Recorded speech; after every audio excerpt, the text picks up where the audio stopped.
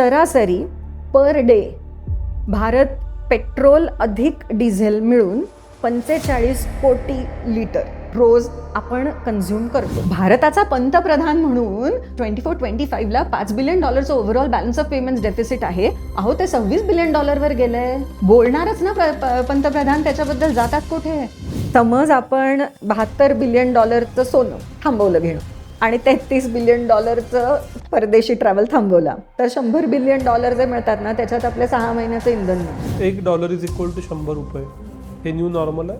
तुम्ही सोन्याला लक्ष्मी आणि घराला वास्तू म्हटलं ना की तिकडे बरीचशी गणितं संपून जातात. मग तिकडे इकॉनॉमिक्स वगैरे खेळत. मी समज पेट्रोलची ग्राहक आहे, तर मला पेट्रोल 108नीच मिळावं म्हणून भारत सरकारने जास्ती इंटरेस्ट कॉस्ट घेऊन सगळ्यांनाच इन्फ्लेशन बेअर करण्यापेक्षा हे जास्त चांगलं आहे की जो ॲक्च्युअल ग्राहक पेट्रोल पंपावरती जातो त्याने खिशातले जास्ती पैसे द्यावे. Petrol prices, diesel prices staggered पद्धतीने थोड्या थोड्या वाढवाव्या, कारण महागाई येणार. 7 to 8% माझी कॉस्ट वाढतीये आणि 3% माझं सॅलरी नॉर्मलायझेशन होतंय, तर हा जो 4%चा ॲडिशनल बफर आहे, म्हणजे that is eating into my real income. आता काय आहे ना, आपण डागडुजी करू शकतो जी आपण करतोय, पण जे तुमच्याकडे मूळतः नाहीच आहे ना, त्याचा तुम्ही आव कसा आणणार? आपल्याकडे रिसोर्सेस नाही आहेत. We are not a resource rich country. नमस्कार, मी विनायक पाचलक आणि थिंक बँकच्या थिंक मनीमध्ये तुम्हा सगळ्यांचं पुन्हा एकदा स्वागत. गेल्या काही दिवसात युद्धाचे आफ्टर इफेक्ट्स दिसू लागलेत. विशेषतः नरेंद्र मोदींनी 2दा सलग भाषणातून काही सूत्र देशापुढे ठेवली बचतीची, ॲस्टॉरिटी मेजर्स. त्याच्यानंतर गेल्या काही दिवसात पेट्रोल डिझेलचे दर वाढलेत, सोन्यावरती आयात शुल्क होतं ते वाढलेलं आहे. आजूबाजूला पाहिलं तर कुठं कुठं हळूहळू पेट्रोल डिझेलची टंचाई दिसू लागलेली आहे. हे सगळं नक्की काय आहे, किती दिवस चालणार, आपल्यावरती काय काय परिणाम होणार, याच्याबद्दल प्रचंड चर्चा आणि शंका आपल्या सगळ्यांच्या मनात आहेत. त्या संदर्भातच आजची चर्चा. मी पुन्हा एकदा थिंक बँकवरती स्वागत करतो प्रख्यात अर्थतज्ञ डॉक्टर मानसी फडके मॅडम यांचं. मॅडम, स्वागत आहे पुन्हा एकदा. नमस्कार. ज्यावेळी युद्ध सुरू झालं त्यावेळी आपण बोललो होतो, बरंच सविस्तर बोललो होतो. आता त्याचे इफेक्ट्स दिसू लागलेत. विशेषतः ज्यावेळी पंतप्रधान स्पष्टपणे असं म्हणतात की 10 वर्षात 20 वर्षात केलेली प्रगती सगळी निघून जाईल, परदेश प्रवास करू नका, सोनं खरेदी करू नका, कमीत कमी प्रवास करा. हे नक्की काय चालू आहे, कशामुळं चालू आहे आणि काय घडतं? सो मोदींनी जे हे सगळं वक्तव्य केलं तेव्हा त्याच्यावरती मोठा पॉलिटिकल उहापोह झालाच ऑब्व्हियसली. त्याच्या अनाउन्समेंट्सच्या टायमिंगला घेऊन झाला म्हणा, किंवा या ऑस्टेरिटी मेजर्समुळे काय होणार, भारतच वीक आहे का फंडामेंटली, का इतर देशांमध्ये होत आहे. पॉलिटिकली खूप चर्चा झाली. आज थोडंसं आय थिंक याच्याबद्दल आपण अगदी तर्कशुद्धपणे इकॉनॉमिक लेन्स लावून सुद्धा बघणं तेवढंच गरजेचं असतं की एक्झॅक्टली, म्हणजे पंतप्रधान सडनली रिझर्व्ह बँक ऑफ इंडियाच्या अगदी कंट्रोलमध्ये असणाऱ्या बॅलन्स ऑफ पेमेंट्सबद्दल बोलायला लागले की सडनली एक वेगळी सिच्युएशन झाली आहे तयार, असं आपल्या लक्षात येतं की अगदी इकॉनॉमिक जो म्हणजे बालेकिल्ला म्हणेन मी RBIचा की बॅलन्स ऑफ पेमेंट्स, त्याच्या सगळ्या आयटम्सच्या संदर्भामध्ये आज मोदी बोलत आहेत. तर आपण जरासं आय थिंक इकॉनॉमिकली ह्याच्याकडे बघूया. मोदींचे ऑस्टेरिटी मेजर्स तुम्ही म्हणालात, पण हे जे मेजर्स आहेत ना, ह्याचा फंडामेंटली कनेक्शन आहे ह्या काही एंट्रीजवरती ऑन बॅलन्स ऑफ पेमेंट्स. तर आपण बॅलन्स ऑफ पेमेंट्स काय आहे थोडंसं पटकन सांगण्याचा प्रयत्न करते, फार टेक्निकली जात नाही. बॅलन्स ऑफ पेमेंट सिम्पल आहे. RBI एक अकाउंट मेंटेन करतं. त्या अकाउंटमधून RBI काय बघत असतं की किती डॉलर भारतात आले आणि किती बाहेर गेले. हे का समजायची गरज आहे? कारण समज बाहेर जाणारे डॉलर जास्ती असले येणाऱ्या डॉलरपेक्षा, तर त्याची सोय करायला लागेल. कारण आपल्याला काही झालं तरी डॉलर छापता तर येणार नाही आहेत. जसे रुपये छापता येतात RBIला, पण डॉलर्स तर काही आपल्याला प्रिंट करता येत नाहीत. मग आता ह्या डॉलरची सोय कशी करायची आणि ह्याच्यासाठी लागणारं जे प्लॅनिंग असतं ते सारखं RBIला एक प्रायोरिटी एरिया असतो. त्यामुळे हा अकाउंट मेंटेन करणं RBIसाठी महत्त्वाचं असतं. हा जो अकाउंट आहे balance of payments, external balance त्याच्यामधून आपण बघत असतो. तर ह्याचे ब्रॉडली 2 हे आहेत, घटक आहेत म्हणेन मी.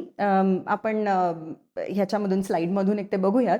एक घटक आहे करंट अकाउंटचा. तर करंट अकाउंट आणि दुसरा आहे capital account.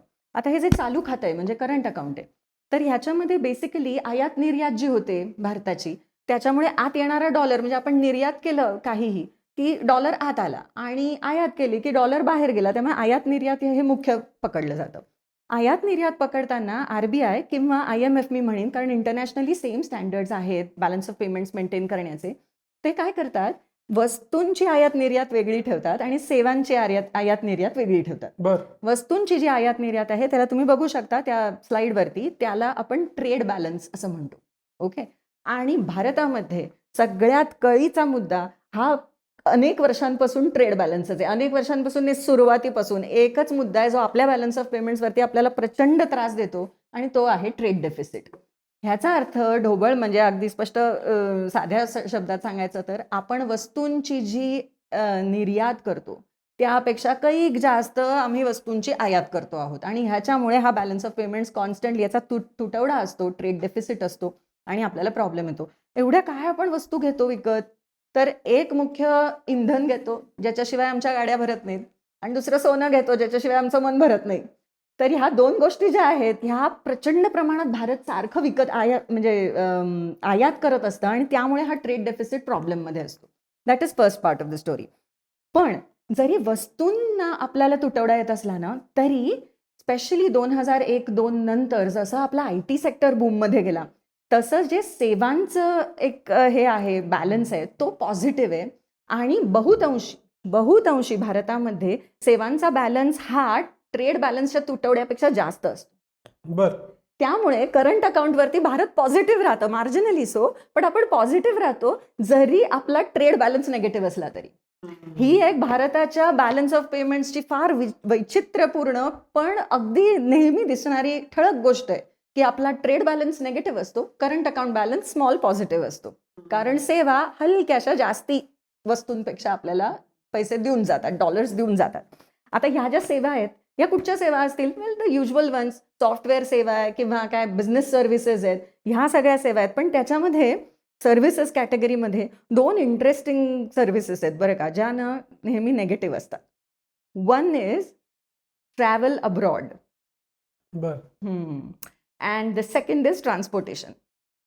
Transportation is easy to understand. समज आपण काहीतरी विकत घेतोय बाहेरून, तर तिथल्या ट्रान्सपोर्टरला आपल्याला तो पैसा द्यायला लागतोय, त्यामुळे the dollar outflow is more than dollar inflow. I think transportation is understood कारण तो आयात निर्यातीशी अगदी घनिष्ठ संबंध असलेला घटक आहे.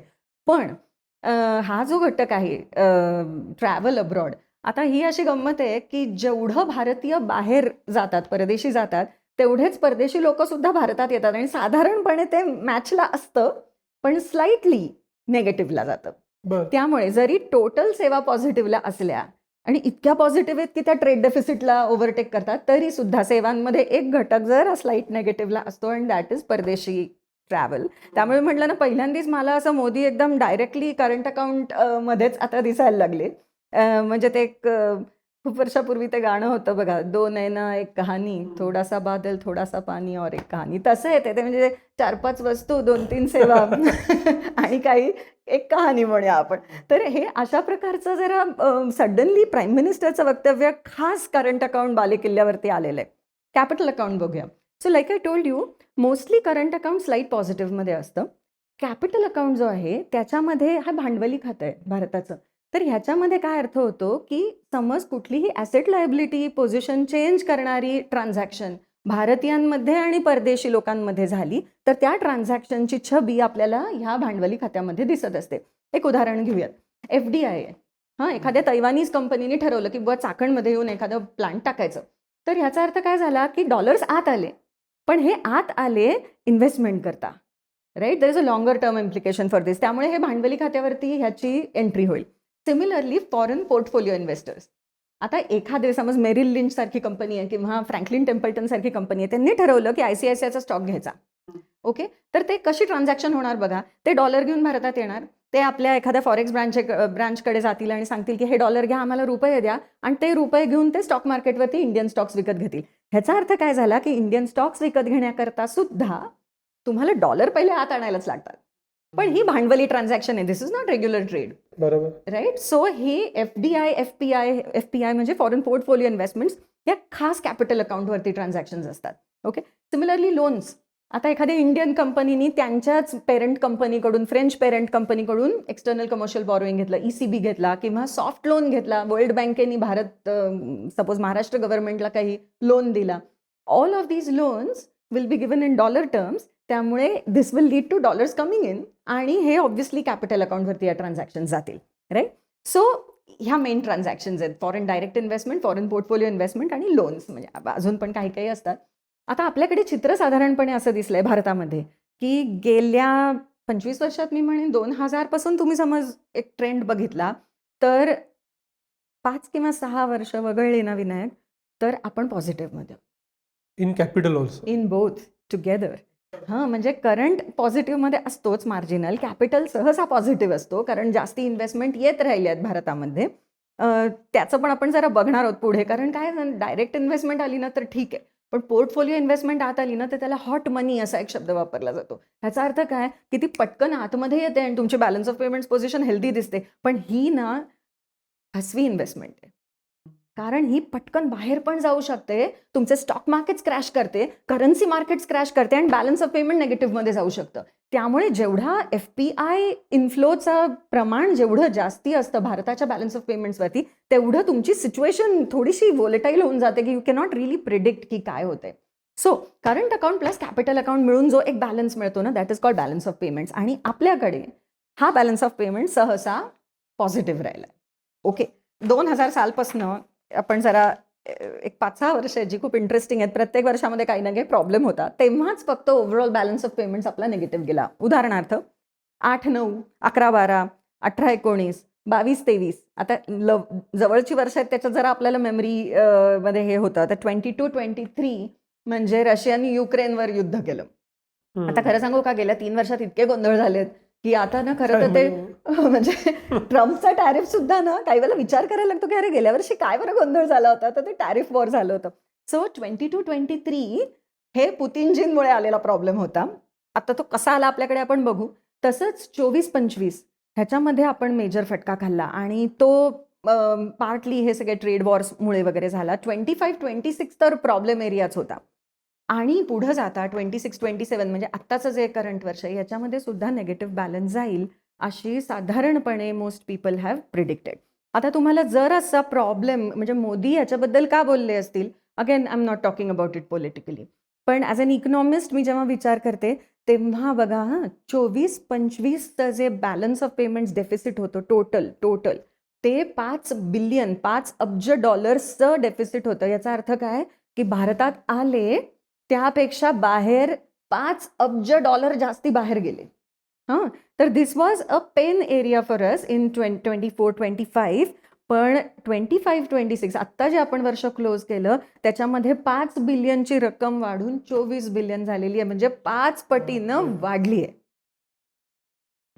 सो बिटवीन 24-25 अँड 25-26 काहीतरी गोष्टी आहेत ना जे 5 पटीने ज्याच्यामुळे बॅलन्स ऑफ पेमेंट्सवरती फरक पडलाय. तर बॅलन्स ऑफ पेमेंट्सवरती एकदा फरक पडला, एवढा 5 पटीनं पडला, तर पंतप्रधान बोलायची त्याच्याबद्दल गरज आहे का? म्हणजे काय होतं हो एक्झॅक्टली. म्हणजे पुढचा प्रश्न हा पण आहे की ओके आपल्याला आता कळलं बॅलन्स ऑफ पेमेंट्स म्हणजे काय.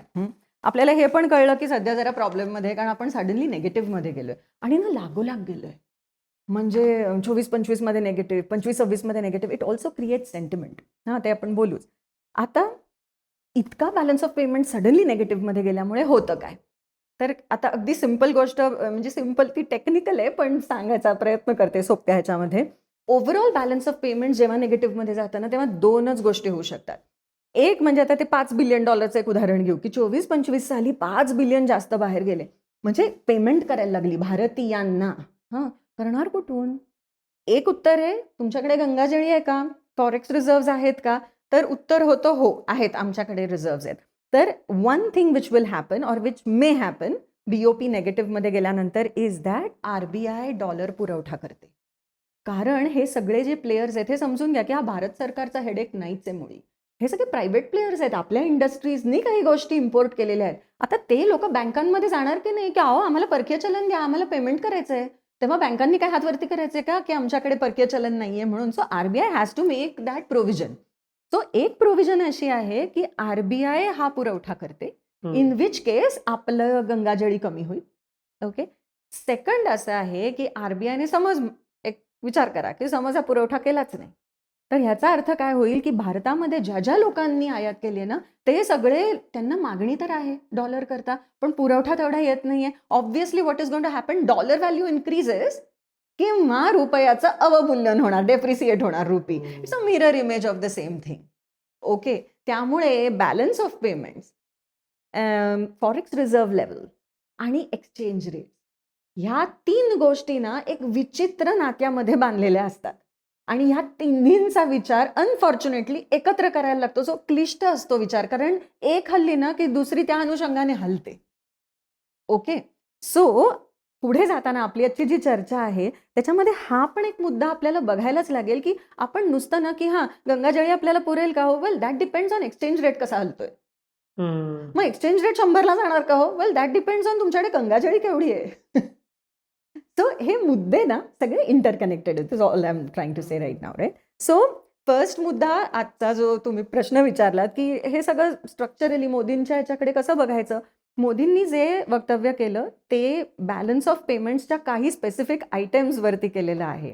त्याच्यामधल्या ज्या 4-5 गोष्टी पटकीने आठवतात त्या सांगते. सोन्याबद्दल ते बोलले, पेट्रोलबद्दल ते बोलले, एडिबल ऑइल्स खाद्यतेलाबद्दल ते बोलले, फर्टिलायझर्सबद्दल ते बोलले आणि परदेशी प्रवासाबद्दल ते बोलले. या 5ही गोष्टी भारताच्या करंट अकाउंट आयटम्स आहेत आणि त्यामुळे आपल्याला ह्याचं आता जास्ती विश्लेषण करायला. त्यातनं मला हे फार पहिल्यांदा इतकं नीट कळलं की काय असतं हे करंट अकाउंट डेफिसिट, आणि दुसरं असंही कळलं की इन अ वे आय टीवाले सर्व्हिसेस विकतात म्हणून आपण गाड्यात पेट्रोल भरू शकतो, ते बॅलन्स Oh, yes. राहतं. So being ex I T N बरं वाटलं की आय टीचा हाही एक फायदा आहे. आता मुद्दा आपण या 5ही मुद्द्यांकडे जाऊ. पहिला मुद्दा सुरुवात करू सोनं. ऑइलवर शेवटी येतो कारण त्याचे ढीग प्रश्न आहेत. सोनं आपण आयात का करतो आणि सोनं आयातीमुळं हा बॅलन्स ऑफ पेमेंट कसा हलतो, आणि त्याच्या लागून प्रश्न की दिली गंगाजळी केली खर्च तर काय फरक पडतो. Okay, all right. सोन्याचं जरासं पण बघू. ही जरा तुम्ही स्लाईड बघितलीत ना तर एक थोडंसं मी आधी ना इम्पोर्ट्सचा एक ॲनालिसिस मांडते तुमच्यासमोर, म्हणजे सोन्याची ना नेमकी त्याच्यामधली असलेलं त्याचं स्थान आपल्याला कळून येईल. आता टोटल इम्पोर्ट्स आपण समज बघितले तर 2 म्हणजे 25-26 आत्ता जे वर्ष क्लोज झालं त्याच्यामध्ये भारताने टोटल म्हणजे गुड्स प्लस सर्व्हिसेस टोटल आपण किती इम्पोर्ट्स केले तर साधारणपणे 980 अब्ज dollar. Okay, this is our total import of both goods and services. Bharat ना जास्ती सर्व्हिसेस इम्पोर्ट नाही करत. सर्व्हिसेसमध्ये आपले एक्सपोर्ट जास्ती असतात. इम्पोर्ट्स हा सगळा गुड्सचा प्रॉब्लेम आहे, म्हणून ट्रेड डेफिसिटवर त्याचा इश्यू येतो ॲक्च्युली. ओके, सो आपण 980 अब्ज डॉलर्सचा इम्पोर्ट केला टोटल गुड्स अँड सर्व्हिसेस पैकी 775 फक्त वस्तू आहेत. See the difference. रफली 80%. 80%. मी सांगते ना आपण आयात सेवा एवढ्या करतच नाही. आयातीचा इश्यू जो आहे ना तो वस्तूंचाच आहे मुळतः. ओके, आता त्याच्यामध्ये मी काही डेटा मांडलाय जो आपले प्रेक्षकही बघतील. हा डेटा ह्याच्याबद्दल आता जरा बोलते, एक प्रोव्हिजन क्विकली बोलून ठेवते. हा ना डेटा काढणं इज व्हेरी डिफिकल्ट. कारण सांगते प्रत्येकाचे ना वेगळे वेगळे नॉमेनक्लेचर्स आहेत. उदाहरणार्थ DGFT जी साईट आहे, government of India ministry of कॉमर्सची जी वेबसाईट आहे त्याच्यावरती HSN कोड जो असतो त्याच्याप्रमाणे डेटा दिला गेला जातो. पण तुम्ही PPSC वरती समज गेलात म्हणजे पेट्रोलियम मिनिस्ट्रीची जी अनालिसिस सेल आहे तर त्यांचा पण डेटा असतो मंथली आणि छान डेटा असतो PPSCचा पण. पण PPSCचा डेटा आणि कॉमर्स वेबसाईटचा डेटा दोन्ही भारत सरकार आहे पण ते मॅच होत नाही. It's a big problem. कारण DGFT डेटा तुम्ही बघितला ना की ते HSN कोडला अगदी ते प्रमाण मानतात. HSN कोड म्हणजे जेव्हा आयात निर्यात होते तेव्हा प्रत्येक कमोडिटीला एक कोड दिलं जातं आणि त्या कोडप्रमाणे त्याचा GST, कस्टम्स ड्युटी वगैरे वगैरे डिक्लेअर होतो. तर ते जे क्लासिफिकेशन आहे ना ते कॉमर्स मिनिस्ट्रीत वाणिज्य मंत्रालय, त्यामुळे ते म्हणतात HSN कोड आम्ही तयार केला आणि त्याला आम्ही सोडणार आहे, ते त्याच्याप्रमाणे देतात. PPSC वरती मी जेव्हा जाते ना तेव्हा ते क्रूडचा वेगळा देतात, ते इतर पेट्रो प्रॉडक्ट्स. आता पेट्रो प्रॉडक्ट्समध्ये पण they choose those petro products जे त्यांच्यासाठी रेलेव्हंट आहेत. फॉर एक्झाम्पल HSN कोडमध्ये कोळसा घेतला जातो इंधनात, पण PPSC कोळशाबद्दल बोलत नाही. त्यांना मॅटर करत नाही. तर ते म्हणतात आम्ही LPG, LNG, CNG, क्रूड, बस बात खतम, नाफ्ता. सो हा डेटा ना मॅच होत नाही. त्यामुळे तुम्ही ॲक्च्युली अनेक न्यूजपेपर रिपोर्ट्स वगैरे पण बघाल ना, प्रत्येक ठिकाणी आकडा वेगळा असतो आणि त्याचा फार त्रास होतो, म्हणजे ते बघताना हे होतं. एनिवे, सो आम्ही डेटा टेबल्स दाखवते म्हणून मी इतकं बोलले ह्याच्याबद्दल. Okay, so import of goods is $775 अब्ज. ओके, पैकी आपण समज क्रूड आणि पेट्रो प्रॉडक्ट्स टोटल धरले ना, तर 143 आहेत, विच मीन्स त्याचा एक 18-18.5% शेअर आहे आपल्या इम्पोर्ट्समध्ये. ओके, आणि हा बिगेस्ट आयातीचा कंपोनंट आहे, crude plus petro products as declared by PPAC. DGFT वेबसाईटवरती तुम्ही गेलात तर ह्याचा शेअर 18% 26% जातो. कारण other products, mineral waxes, bitumen products, हे सगळे कोळसा, कोकिंग कोल, हे सगळं तुम्ही धरलं म्हणजे भारताचे फ्युएल मिक्स टोटल तुम्ही धरला ना, तर त्याचा शेअर 26-27% आहे. ओके, पण PPAC म्हणतं की ऍक्च्युअल जे फ्युएल्स आहे, जे म्हणजे त्यांच्यासाठी रेलेव्हंट आहेत, पेट्रो फ्युएल्स आहेत, त्याचा 18-19%. ठीक आहे, लेट्स गो हेड, एक साधारण अंदाज आला की. ओके, याच्यानंतर इंटरेस्टिंगली जे आपल्या लक्षात येत नाही, कारण ना मी अनेक ठिकाणी हे सगळीकडे वाचते की ऑइल आणि सोनं हे नंबर 1 अँड नंबर 2 आयातीचे आयटम्स आहेत. तुम्ही पण हे वाचलं असेल. Data does not support that. डेटाची स्टोरी वेगळी आहे. सो समज एक 18.5% तुमचं इंधनाचं आयात असेल, तर second is actually electronics goods and component. आणि येस, आणि याच्यामध्ये big one is semiconductor material. ह्याच्या किमती इतक्या प्रचंड वाढलेल्या आहेत त्याच्या कंपोनंट्सच्या, आपण बघतोच आहोत हे. आणि मी नेहमी म्हणते की ते आता नवीन तेल आहे, क्रिटिकल मिनरल्स. सो ह्या दोन्ही गोष्टी अनफॉर्च्युनेटली आपण आयात करतो. खूप, म्हणजे आज हा जो क्रायसिस तेलाचा आहे ना, हा उद्या सेमीकंडक्टर्सचा होऊच घातलाय, आणि चायना बसलाच आहे 60% प्रोसेसिंग कपॅसिटीजवर. सो तिकडे आपल्याला विचार करावाच लागणार आहे. Okay, so first is tel, second is electronic components, right. Third one तर इतका वेगळाच आहे विनायक की आपण विचार करू शकत नाही. It is nuclear reactors and parts thereof. Yes, भारतामध्ये काय आयात होतं तर न्यूक्लिअर रिॲक्टरचे पार्ट, जे आपण SMRs वगैरे स्थापित करू पाहतोय, त्याचे पार्ट्स, त्याचा पण 10% शेअर आहे. एका सिंगल कमोडिटीचा 10% शेअर असणं आयातीमध्ये is big, right. This is a share of total आयात ऑफ वॉट, $775 बिलियन पैकी 10% तर आपण न्यूक्लिअर पार्ट्सच घेतो. राईट. तो सरासरी बघा, 20 ते 25% तेल घेतो, भले ते विथ ऑर विदाउट कोल. चलो 20 ते 30% समजा आपण तेल घेतो, 18% आपण इलेक्ट्रॉनिक कंपोनंट्स घेतो, 10% ऑफ टोटल आयात आपण न्यूक्लिअर रिॲक्टर पार्ट्स घेतोय, आणि मग येतो सोन्याचा नंबर. 9.3% इज 4 नंबरला 4 नंबरला आहे सोनं. आणि ते 4लाच असतं, म्हणजे साधारणपणे 3-4 असतं. पण I don't no, may be ते खूप विजिबल आहे किंवा भारतीयांना क्लोज टू हार्ट ना, त्यामुळे may be, I don't no. So import of gold, आता बघा, $775 बिलियन पैकी $75 बिलियन, रफली 10% इज गोल्ड इम्पोर्ट. त्यामुळे त्याचं पण मोठं स्थान आहे. 5व्या नंबरवर येतं edible oil. Edible oil directly, मध्ये आधी कोणी नाहीच आहे. त्याचा शेअर छोटा आहे, 2.5%. पंतप्रधान जे जे बोललेले आहेत ना, त्या प्रत्येकाची छबी मी सांगते का तुम्हाला. ते बोलत असताना मी म्हणते, अरे हे तर करंट अकाउंट प्रेझेंट करतायत. And these are items which are causing pain points. त्याला पॉलिटिकल स्टोरी नाही आहे असं माझं म्हणणंच नाही आहे, पण त्याला इकॉनॉमिक स्टोरी पण तेवढीच भक्कम आहे, हे मी फक्त आत्ता मांडते तुमच्या पुढे. ओके, सो 5वा आयटम आहे खाद्यतेल, आणि ते 2.5% आहे आपल्या टोटल आयातीच्या, म्हणजे 18-18.5 अब्ज डॉलर इतकं खाद्यतेल आपण इम्पोर्ट करतो. थोडक्यात खरंच कमी तेल खावं. याच्यावरती मी तुम्हाला अजून एक सडनली आता बोलता बोलता एक गोष्ट आठवली, ती सांगते.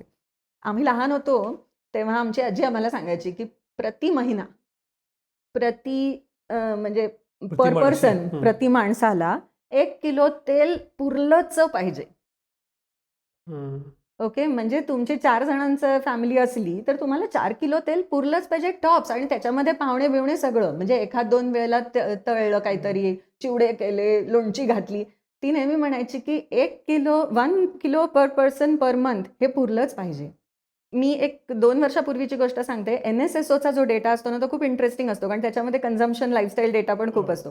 तर मी जस्ट एकदा बघत होते, तर त्याच्यामध्ये मी एडिबल ऑइलचा डेटा बघितला, आणि भारतामध्ये per annum per capita consumption खाद्यतेलाचं हे जवळजवळ 19.5 लिटर आहे. म्हणजे आमची आजी जे 12 लिटर सांगायची वर्षाला पुरलं पाहिजे, ते आपण जवळजवळ 1.5 पटीने तेल खातोय. आणि हे सगळं कुरकुरे, चिवडे, चकल्या, जे फक्त कुरकुरे तर नव्हतेच, पण जे दिवाळीचे खाद्यपदार्थ होते हे वर्षभर आपण खातोय ना. डेफिनेटली ट्रेंड बदललाय. So India is consuming higher edible oil, no question about it. किती किती जास्ती. आणि ह्याचे हेल्थ इम्पॅक्ट पण आहेतच ना. Definitely higher cholesterol, obesity, all of these. म्हणजे एनिवे, हा तो माझा मुद्दा नाही, पण हे जस्ट एक खाद्यतेल दिसलं म्हणून आठवलं. या, so it's interesting. So data पण ऍक्च्युली तुम्हाला स्टोरीज सांगत असतो ज्या तुम्ही कनेक्ट करू शकता ना ॲट अ घरगुती level. Okay, so edible oils is the 5th thing, आणि त्याचा 2.5% शेअर आहे आपल्या आयातींमध्ये. आणि 6वी गोष्ट आहे रासायनिक खते, ज्याच्याबद्दल पण प्रधानमंत्री बोलले. 6th is fertilizers standing at 2%. This is austerity package. म्हणजे जस्ट इम्पोर्ट प्रोफाईल बघितली ना तर तुम्हाला पटापट दिसतं. हे सगळं कमी करा, विषय संपला. ऍब्सोल्युटली. कारण ही इज इन ट्रबल. भारताचा पंतप्रधान म्हणून $5 बिलियन 24-25ला $5 billion overall balance of payment deficit आहे. अहो, ते $26 बिलियन वर गेलंय. बोलणारच ना पंतप्रधान, त्याच्याबद्दल जातात कुठे? बोलायलाच पाहिजे. एकदम बेसिक प्रश्न आहे. बरोबर आहे सगळं, पण जर का आपल्याकडे काहीतरी 500-600 बिलियन डॉलरची गंगाजळी आहे, तर ठीक आहे ना, गेले जर $30 बिलियन, काय होतं असं? ओके, सो गंगाजळी जी आहे ना ती अशी आयसोलेशन मध्ये नाही ना बघता येत, की आमच्याकडे 600 बिलियन आहेत. 600 बिलियनची गंगाजळी $4 ट्रिलियन GDP बेसवर आहे. आणि 600 बिलियनची काय 630 वॉट एव्हर बिलियनची गंगाजळी जी आहे ती $775 अब्ज इम्पोर्ट असतानाची आहे. सगळी गंगाजळी घालवली ना तर म्हणजे इम्पोर्ट शून्य. उद्या प्रॉब्लेम आला तर आपल्याकडे पेमेंटसाठी पैसा नाही. सो गंगाजळी ना इन आयसोलेशन बघताच येत नाही. It has to be read as a percentage of GDP. It has to be read as a percentage of import. त्याला इम्पोर्ट कव्हर म्हणतात. ओके, की तुमची रिझर्व्ह ॲडिक्वसी असा पण एक शब्द आहे, छान शब्द येतो, की तुमचे रिझर्व्ह ॲडिक्वेट आहेत का, पुरेसे आहेत का. For what? For covering at least 12 months of import. उद्या शून्यावर आला एक्सपोर्ट, समज आपण नाही काही निर्यात करू शकलो, आणि हे पण होत आहे ना, एक्सपोर्टवरती पण घाव आलाय. आज slow down in the entire world because of this crisis. हा स्लो डाऊन आहे. आपल्याला कॉम्पिटेटिव्हली ऍक्ट करता येत नाही. त्यामुळे आपले जे मेन एक्सपोर्ट्स कुठचे, मी मगाशी म्हटलं तसं सेवा, we export software services and we are enable to do that. म्हणजे एक सेकंड मी ते थांबवतो. म्हणजे हे वॉर नुसतं नाही आहे, हे वॉर प्लस AI आहे का? AI is pushing us down in export, आणि इम्पोर्टचा लोड येतोय. डेफिनेटली आहे. आणि AI निग्लेक्ट करता येणारच नाही आपल्याला. आपल्याला जे एक्सपोर्ट करायचे आहेत, म्हणजे आपण एक्सपोर्टची खात्री नाही देऊ शकत. AI मुळे काय काय बदलते सर्व्हिसेस मध्ये तेच कळत नाही. ऍब्सोल्युटली. दुसरा महत्वाचा मुद्दा हा पण आहे की आपण आपले बाकीचे एक्सपोर्ट्स बघितले. म्हणजे एक आता ॲग्रिकल्चर एक्सपोर्ट्स बद्दल बोलते, तर मॅक्सिमम ॲग्रिकल्चरल एक्सपोर्ट्स हे सगळे UAE ला जातात, दुबईला जातात. तो पण फटका बसलाच आहे ना. इतरही एक्सपोर्ट्स आपण दुबईला पाठवतो. सो तुमचा मोठा ट्रेड पार्टनर मिक्स जो आहे ना तो मिडल ईस्टमध्ये बसलेला आहे. त्यामुळे हे आयसोलेशनमध्ये नाहीच बघता येत. हा नुसतं वॉर नाहीच आहे ना, याच्यात अनेक गोष्टी आहेत. There is Jio politics, there is trade mix, there is reserve adequacy. सगळं बघून एकत्रित जिक्सॉ पझल आहे. आपण करूयात एक एक एक पीसेस पुढे नेऊन. एनिवे, सो मुद्दा आता असा आहे की $775 अब्ज जे आपण आयात करतो त्याच्यामध्ये टॉप 5 आहेत तेल, इलेक्ट्रॉनिक्स, न्यूक्लिअर पार्ट्स, सोनं, एडिबल ऑइल आणि फर्टिलायझर्स. आणि ह्यापैकी मोदीजींनी जे वक्तव्य केलं मुख्यतः सोन्याबद्दल, तर त्यांनी असं सांगितलं की तुम्ही जरा सोनं कमी घ्या. ओके, आता सोन्याचं ना पुन्हा स्लाईडमध्ये डेटा बघा तुम्ही. इतका ॲस्टॉनिशिंग डेटा आहे हा की 24-25 मध्ये आपला सोन्याचा आयात होती $58 बिलियन, 58 अब्ज डॉलरचं सोनं आपण विकत घेतलं, आणि ते 25-26 मध्ये 72 वर गेलंय. 24% वाढ दर आहे त्याला या एका वर्षामध्ये. का? आता सांगते काय. बरोबर क्वेश्चन आहे. सो ते खालचं टेबल तुम्ही बघा. आता त्याच्यामध्ये मी असं लिहिलंय की व्हॉल्यूम किती होता. म्हणजे मी पण हे जरा बघतच होते की अरे मग किती सोनं घेतो आपण. तर इंटरेस्टिंगली विनायक व्हॉल्यूम कमी झालाय, रेट वाढला. सो ॲक्च्युली काय झालं, व्हॉल्यूम्स टनामध्ये हां, हां. 757 टन, 757 टन्स आपण घ्यायचो 25 साली. ते 26 साली 721 वर आलं. सोनं महागल्यामुळे लोकांनी कमी घेतलं सोनं. पण ओव्हरऑल सोन्याची प्राइस कितीनं वाढली? तर 40% वाढली. ओके. त्यामुळे सोनं कमी घेतलं तरी व्हॅल्यू ऑफ इम्पोर्ट्स ही 24% वाढलेली दिसते. बापरे. आलं ना लक्षात? So what it means is price rise हे ओव्हरटेक करतंय व्हॉल्यूम रिडक्शनला. है ना? प्राइस राईज इतकी शार्प आहे ना, 40% प्राइस राईज आहे. त्यामुळे व्हॉल्यूम जरी कमी झाला तरी ओव्हरऑल व्हॅल्यूमध्ये आपण जास्तच घेतलं. 24% जास्त सोनं घेतलं. आता सोनं अशी कमॉडिटी आहे जी there are 2-3 players involved in this. आपण मोस्टली तर म्हणू की 90-92% तर हाऊस होल्ड्सच घेतात. पण सोन्यामध्ये अजून एक प्लेअर असतो तो म्हणजे सेंट्रल बँक असते बरं का. आणि मोस्टली जगभर सेंट्रल बँका सोनं घेतात. RBIनी एवढ्या 4-5 वर्षांमध्ये तुम्ही पाहिलं तर त्यांनी त्यांच्याजवळ ठेवलेलं सोनं याचं साठवणूक वाढवली आहे. Now this is a regular I would say रिझर्व्हचं जे कंपोजिशन असतं ना त्याच्यामध्ये सोनं आलं ना की एकतर तुम्ही डी रिस्क करताय कारण करन्सी मुवमेंट खूप शार्प होते. आणि दुसरं म्हणजे आपल्याकडे पर्टिक्युलरली त्याचं जरा एक 1991 मध्ये आपण सोनं प्लेज केलं होतं in case there is a balance of payments crisis. तर तो आय थिंक जरासा कुठेतरी एक सॉफ्ट कॉर्नर भारताच्या आर्थिक ह्याच्यामध्ये आहे, आर्थिक मनामध्ये तो एक आहे. सो RBIनी डेफिनेटली सोनं वाढवलंय पण major player here is households, right. तर हाऊस होल्ड्सनी 24% टोटल आपण सोनं जास्ती विकत घेतलं. आता ह्याचं जेव्हा आपण एकूण इकॉनॉमिकली विचार करतो तेव्हा मला असं वाटतं की मी 2-3 लेयर्समध्ये सोन्याकडे बघीन बरं का. म्हणजे हा प्रॉब्लेम विचित्र आहे. बघा एक मुद्दा सांगते. सोनं समज आपण जास्ती घेतलं तर आपला ट्रेड डेफिसिट वाढणार. हो. आयात केलं आपण. ट्रेड डेफिसिट वाढला तर ओव्हरऑल करंट अकाउंट डेफिसिट वाढणार. Overall balance of payments deficit पण वाढणार. ज्याच्यामुळे मे बी रुपयाचं अवमूल्यन होईल. फॉरेक्स रिझर्व्हवर समज आपण जास्ती नाही खेळलो तर. आणि रुपयाचं अवमूल्यन झाल्यामुळे आपल्याला हवं असलेलं तेल हे महागणार. तो सोनं टू तेल अशी पण एक विचित्र इकॉनॉमिक मुवमेंट आहे. जास्ती सोनं घेतलं तर तेल महागेल. महागणारच अच्छा. ऑब्व्हियसली कारण इट्स अ बिग आयटम. म्हणून त्यांनी न्यूक्लिअर पार्ट्स कमी घ्या असं इंडस्ट्रीला सांगितलं का? किंवा इलेक्ट्रॉनिक कंपोनंट्स कमी घेऊया का? हे इंडस्ट्रीला सांगितलेलं नाही आहे. कारण दोज आर प्रोडक्टिव्ह इन्व्हेस्टमेंट. पण सोन्यासारखी वस्तू जी कन्झम्पशन बेस्डवरती आहे, 92% हाऊस होल्ड्सकडे जाते, इट क्रिएट्स अ मेस. कारण त्यांनी ट्रेड डेफिसिट वाढतं, करंट अकाउंट डेफिसिट वाढतं, रुपया डेप्रिसिएट होतो आणि आपल्याला ज्या महत्त्वाच्या गोष्टी आहेत, फ्युएल आहे, इलेक्ट्रॉनिक्स आहेत, त्या गोष्टी महागतात.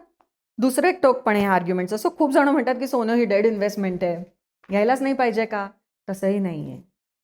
कारण सराफांकडे काम करणारी लोक त्यांची लाईव्हलीहूड त्याच्यावरती आहे.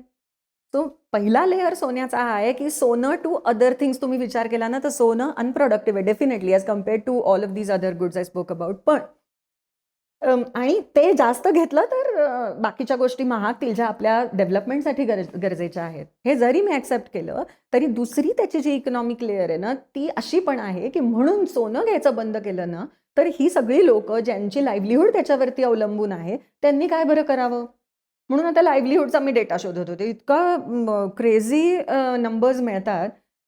एक मी परवा टीव्हीवरती ते गोल्ड फेडरेशनच्या माणसाचा एक इंटरव्ह्यू बघत होते. त्यांनी असं सांगितलं की 60 लाख लोक एम्प्लॉईड आहेत डायरेक्टली ऑर इनडायरेक्टली.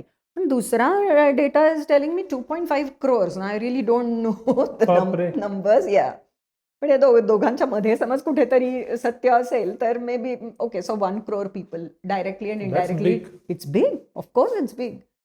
मग काय सोनं थांबवून टाकायचं घ्यायचं. मग ह्यांचं काय होणार? म्हणून सोनं घ्या असं नाही. हां, पण एक विचार सांगते तुम्हाला की म्हणून ह्याचा पण एक आपल्याला विचार करायला लागतो की असं नाही ना की इट्स कम्प्लिटली अनप्रोडक्टिव्ह. कारण इट ऑल्सो सपोर्ट्स जॉब्स. घरं चालतात लोकांची त्याच्यावरती. पण आता त्याच्यात अजून एक आर्ग्युमेंट देते.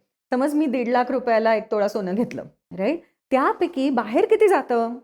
तर लाखाच्या वरती 1.2 lakhs मे बी बाहेरच जातं. उरतात 30,000. म्हणजे मला एकांनी एकदा असा प्रश्न विचारला होता. मला इतका तो प्रश्न आवडला होता. ते म्हणाले, अहो सगळेजण म्हणतात की सोनं डेड इन्व्हेस्टमेंट आहे पण मी जेव्हा सोनं विकत घेतो तेव्हा मी सोनाराला पैसे देतो, तो टाकतो की बँकेत? म्हणजे असं कसं तुम्ही म्हणता की हे नॉन मॉनिटरी आहे, हे पण मॉनिटरीच आहे. तर आय अग्री, बरोबर आहे, मुद्दा तर बरोबर छानच आहे. सो मी जेव्हा सराफाला पेमेंट करते 1.5 लाख रुपयाची, तेव्हा एक समजून घ्या की 1.2 लाख तर तो बाहेर देतो, कारण त्यांना पूर्वी ते बाहेरून घेतलंय ना सोनं. उरतात 30,000 रुपये. ते 30,000 रुपये बँकेत जातील त्यांच्या. Okay, fine. आता तुम्ही विचार करा की ह्या 1.5 लाख रुपये मी डायरेक्ट बँकेत ठेवले, तर आजच्या घडीला इमिजिएटली त्यांनी लेंडिंग सुरू होतं. उद्योगांना तो पैसा मिळू शकतो, गव्हर्नमेंटला तो पैसा मिळू शकतो, ग्राम सडक योजनेमध्ये त्यातून रस्ते तयार होऊ शकतात. ओके, हाच पैसा मी सराफाला दिला, माझ्या घरी सोनं तिजोरीत ठेवलं, तर सराफ 30,000 रुपये बँकेत टाकतो. म्हणजे इंडस्ट्री उभी राहील, पण छोटी इंडस्ट्री उभी राहील, ग्राम सडकही उभी राहील, पण छोटी सडक उभी राहील. 20% रफली. हा विचारच करायला पाहिजे डेफिनेटली. आणि त्याच्यात तिसरा मुद्दा हा पण आहे की सोनं बिलकुलच मॉनिटाईज होत नाही असंही नाही आहे. माझ्याकडे जे सोनं आहे ते आता हे मनप्पुरम वगैरे आहेतच की स्कीम्स, की मी त्यांच्याकडे गहाण ठेवून ते घेऊ शकते की त्याचे पैसे, म्हणजे इट गेट्स मॉनिटाईज. पण ही स्पोरॅडिक मॉनिटायझेशन आहे. ग्राहक हे करेलच असं नाही ना. तुम्ही 1.5 लाख रुपये बँकेत ठेवले की बँक नक्की सुरूच केलं बँकेनी lending, they are not going to sit idle on it. पण एकदा मी सोनं खरेदी करून घरी बसले, ते सोनं घेऊन, ते सोनं मी त्याच्यावर ते गहाण ठेवून पैसे कधी घेणार, नोबडी नोज. त्यामुळे एकदा ते सोनं घेतल्यानंतर ते घरच्याच तिजोरीत राहतं आणि लेंडिंगमध्ये कन्व्हर्ट होत नाही. हा खरा पेन पॉइंट आहे सोन्याचा, वेन वी से दॅट सोनं इज अनप्रोडक्टिव्ह.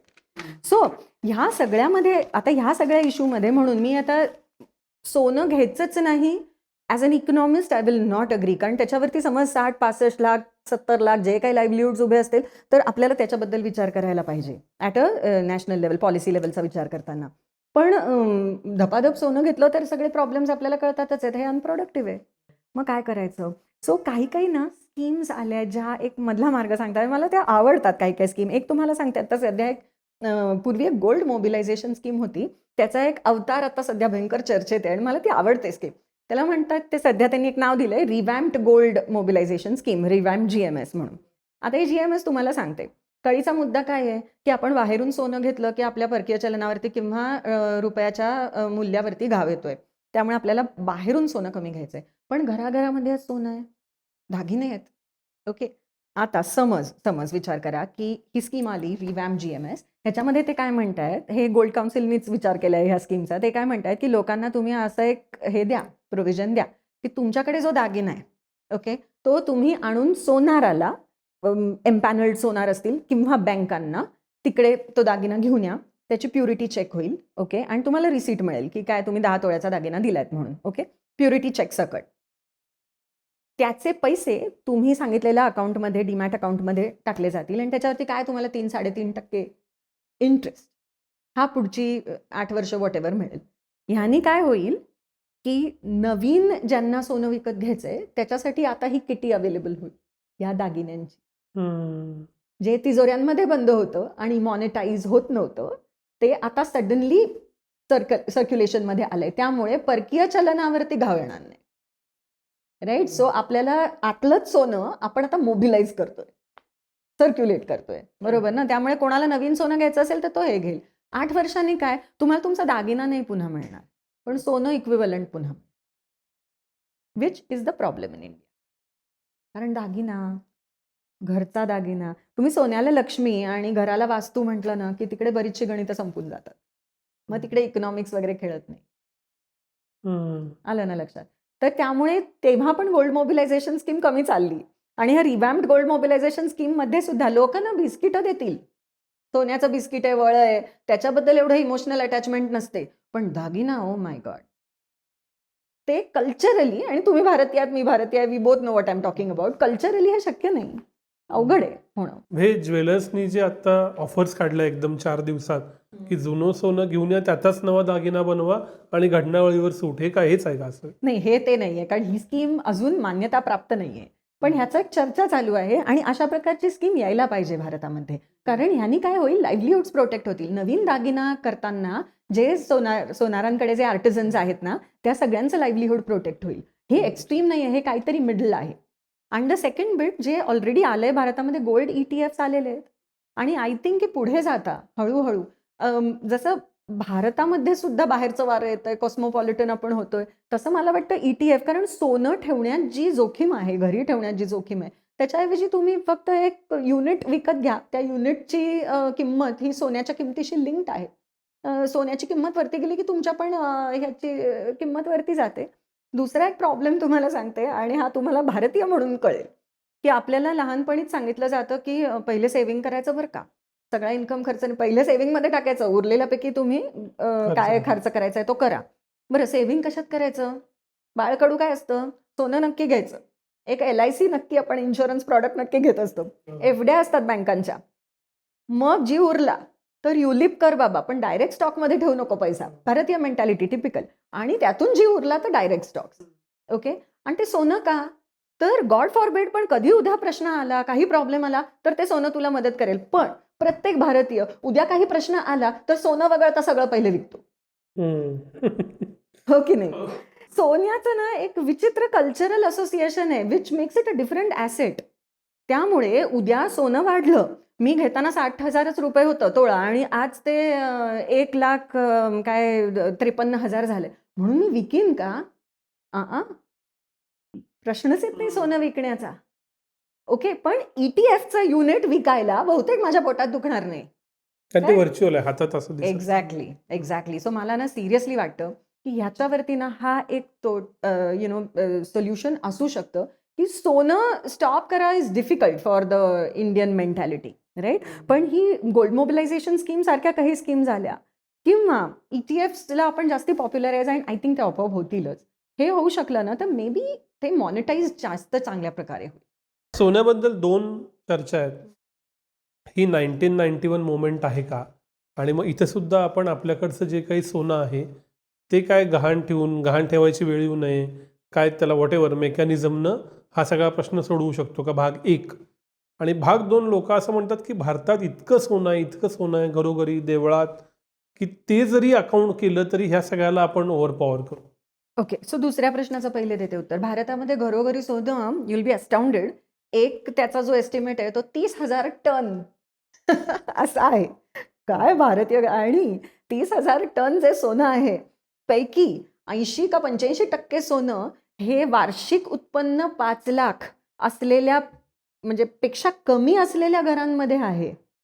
मी काय सांगू पाहतेय, इज घरोघरी सोनं आहे आपल्याकडे. अहो पण ते घरचं सोनं आहे, ते RBI त्याच्याशी खेळू नाही शकत. त्यामुळे no, the answer to your second question is होऊ शकणार नाही. घरोघरी सोनं आहे पण ते घरचं आहे ना, त्यामुळे RBI त्याच्याशी काही, किंवा सरकार, इट्स नॉट सरकारी, neither does it belong to RBI, त्यामुळे ते होऊ शकत नाही. पहिला तुमचा जो मुद्दा होता 1991 मोमेंट आहे का, आय डोंट थिंक सो. अजून तरी नाही. म्हणजे 1991 मध्ये जे स्ट्रक्चरल इश्यूज होते ते तशा प्रमाणात आज दिसत नाही आहेत भारतामध्ये. ओके. सो नाही, 1991 आत्ता तरी आय डोंट थिंक आपण त्याच्या जवळ गेलेलो आहोत. आपल्याकडे 1991 मध्ये तुम्हाला आठवत असेल, आपल्याकडे 3 महिन्या इतकं सुद्धा गंगाजळी राहिलेली नव्हती. 3 महिन्या इतकीच म्हणजे जेमतेम राहिलेली होती. आज आपण $670 बिलियन वरती बसून रडतोय, की अरे माझ्याकडे फक्त $670 बिलियन आहेत. म्हणजे किती महिन्याची रफली? आत्ता म्हणाल तर साधारणपणे 11 महिन्यांची आहे. So we are very far away from 1991 crisis. आणि पण ॲट द सेम टाइम हे पण खरं आहे, की त्यामुळे त्याला लिमिटेड त्याचा वापर आहे. म्हणजे तुम्ही हवं तसं ते कमी नाही करू शकणार, कारण इम्पोर्ट कव्हर, मगाशी मी म्हटलं ना, रिझर्व्ह ॲडिक्वसीचा इश्यू असतो. मग ते कमी आपण समज जास्त, म्हणजे खूप कमी करू शकणार नसलो तर ह्याचा अर्थ की मग अवमूल्यन इज इनएव्हिटेबल, ते करावंच लागेल. आणि त्याचा अर्थ असा होतो की ह्या सगळ्याच गोष्टी अजून महागणार आहेत. आणि इलेक्ट्रॉनिक कंपोनंट्स असू दे, न्यूक्लिअर रिॲक्टर पार्ट्स असू देत, किंवा इंधन असू दे, all of these are necessary items. त्याचा इलॅस्टिसिटी खूप कमी असते, प्राईस इलॅस्टिसिटी. म्हणजे प्राईस वाढली ना तरी तुम्ही ते घेताच. राईट. सो आपला जो प्रोडक्ट मिक्स आहे, फर्टिलायझर्स आहेत त्याच्यामध्ये, खाद्यतेल, यापैकी आपण काय कमी करू शकणार आहोत, राईट? सो समज अवमूल्यन ॲक्च्युली झालं तर all of this will become more expensive, आणि त्याची इलॅस्टिसिटी खूप कमी असल्यामुळे तुम्हाला ते विकत घ्यावंच लागेल. एकच गोष्ट आहे जे त्यातल्या त्यात नॉन नेसेसरी आहे, अँड दॅट इज गोल्ड, आणि प्राईम मिनिस्टर त्याच्याबद्दल बोलले. रुपयात $100, $1 इज इक्वल टू $100, हे न्यू नॉर्मल आहे. सो आय डोंट नो, मी म्हणते तसं आय एम नॉट अ ज्योतिषी, बट येस, स्टॅटिस्टिकली आपल्याला जरासा विचार करता येतो ह्याच्याबद्दल. आत्ता जे 96-97 लेव्हलला हॉव्हर झालंय ना, आता डेप्रिसिएशन कशाने होतं थोडंसं पुन्हा आपण ना, जिकडे आपण बॅलन्स ऑफ पेमेंट्स मांडलेले आहेत, तिकडे जरासं त्या स्लाईडवरती जाऊ आणि बघू. See end of the day balance of payments तुमचं निगेटिव्ह गेलं ना, तर ते अवमूल्यन किंवा फॉरेक्स रिझर्व्ह रिडक्शन यातलं काहीतरी एक होतं, right? So it is clearly त्याची लिंक कशाशी आहे, तर बॅलन्स ऑफ पेमेंट्सच्या हेल्थशी त्याचं लिंक आहे. तर आपला जो बॅलन्स ऑफ पेमेंट्स आहे आत्ताच्या घडीला, जेव्हा आपण 97ला आहोत, तो अनहेल्दी का आहे याच्याबद्दल मी तुम्हाला काही 4-5 गोष्टी सांगते. Number 1, trade deficit is huge आणि वाढतंय. इनफॅक्ट ट्रेड डेफिसिटचं पण मी नंबर्स त्या स्लाईडवरती दिले. हां, so the trade deficit last year, trade deficit जे 94 अब्ज डॉलर होतं ते आता 120 झालं. सो ट्रेड डेफिसिट इतकं वेड्यासारखं वाढतंय and that is our first vulnerability, ज्याच्यामुळे बॅलन्स ऑफ पेमेंट्सवर कंटिन्युअस प्रेशर येतं. दुसरा, आता हा मुद्दा लिंक करा, मी जो सांगितला की आपल्या ज्या टॉप 5-6 आयटम्स आहेत ना त्या आयातीच्या पैकी 4 ह्या लो इलॅस्टिसिटी आयटम्स आहेत आणि दे आर नेसेसिटी आयटम्स, त्यामुळे त्या आपण घेतच राहणार आहोत. हा आपला एक दुसरा प्रॉब्लेम आहे. तिसरा प्रॉब्लेम आता, सो दॅट इज माय काय म्हणायचं ऑब्झर्वेशन ऑन करंट अकाउंट. पण आपला खरा प्रॉब्लेम काय आला माहिती आहे का गेल्या वर्षी विनायक? तो आला कॅपिटल अकाउंट.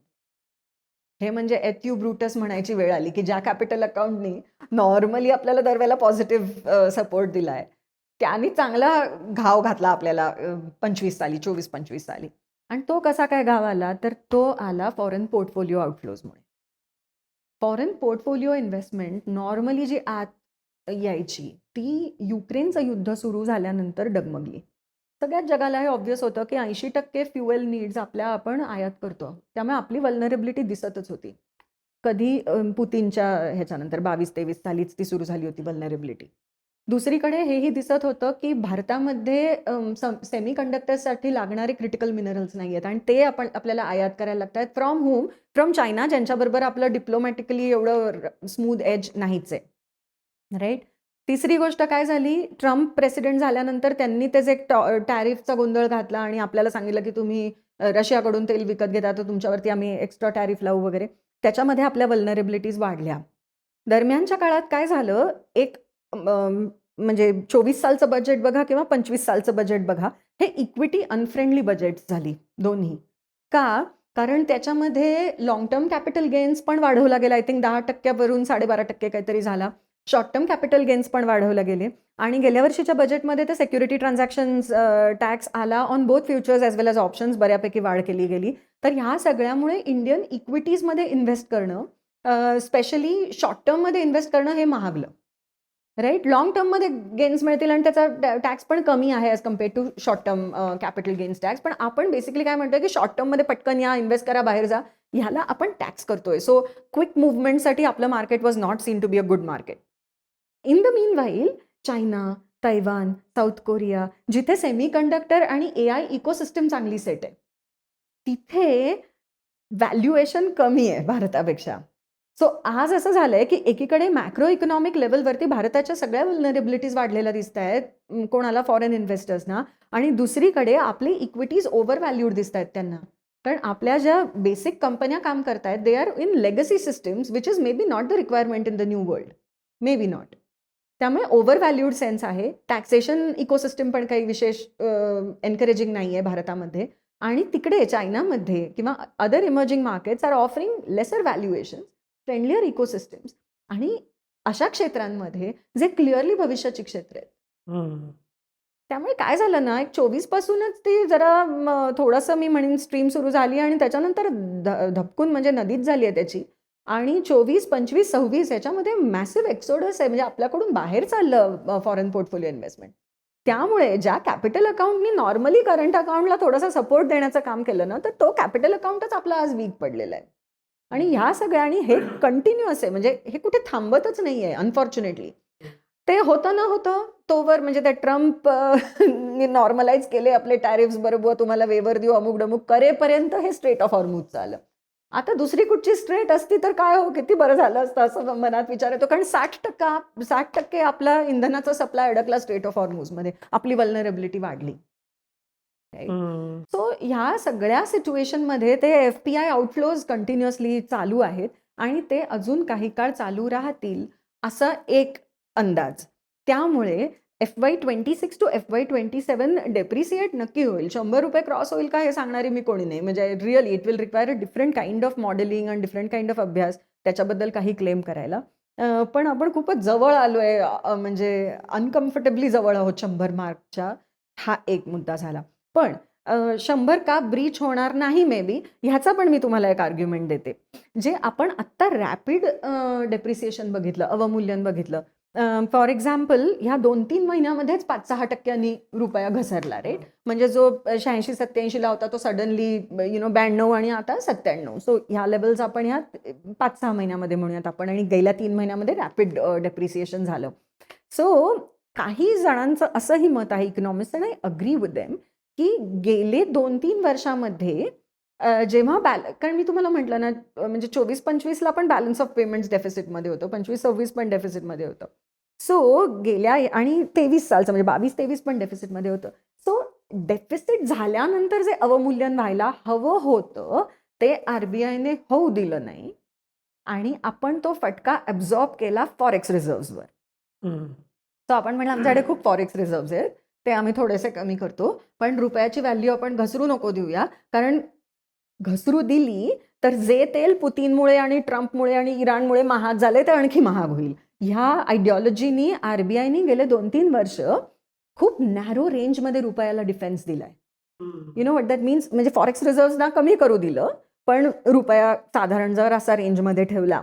सो आता आपण जे डेप्रिसिएशन बघतो आहोत ना, हे इन अ वे करेक्शन पण आहे. Okay, its past correction. जे आपण तेव्हा अलाव केलं नव्हतं ते आता सडनली बाहेर आलंय. आता क्वेश्चन हाच आहे की ते करेक्शन पूर्ण झालं का? तर that is the thing we don't really know. पण येस, म्हणजे डेप्रिसिएशन नक्की होणार, कारण गंगाजळी पण तेवढी आता, म्हणजे at 670, 680 RBI is also making a noise की नाही, आता 11 महिन्याचंच रिझर्व्ह ॲडिक्वसी राहिली, तर ह्याच्या पुढे गंगाजळी आपण किती कमी करू शकू याच्याबद्दल क्वेश्चन मार्क आहे. सो डेप्रिसिएशन होणार. 100 रीच होईल का? I relief don't.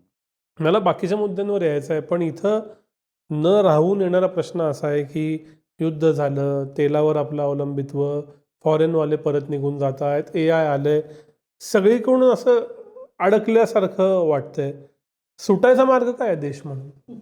आता काय आहे ना, आपण डागडुजी करू शकतो, जी आपण करतोय. पण जे तुमच्याकडे मूळतः नाहीच आहे ना, त्याचा तुम्ही आव कसा आणणार? आपल्याकडे रिसोर्सेस नाही आहेत. We are not a resource rich country. Hmm. आपल्याकडे तेल कधीच नव्हतं. आपल्याकडे सोलर आहे.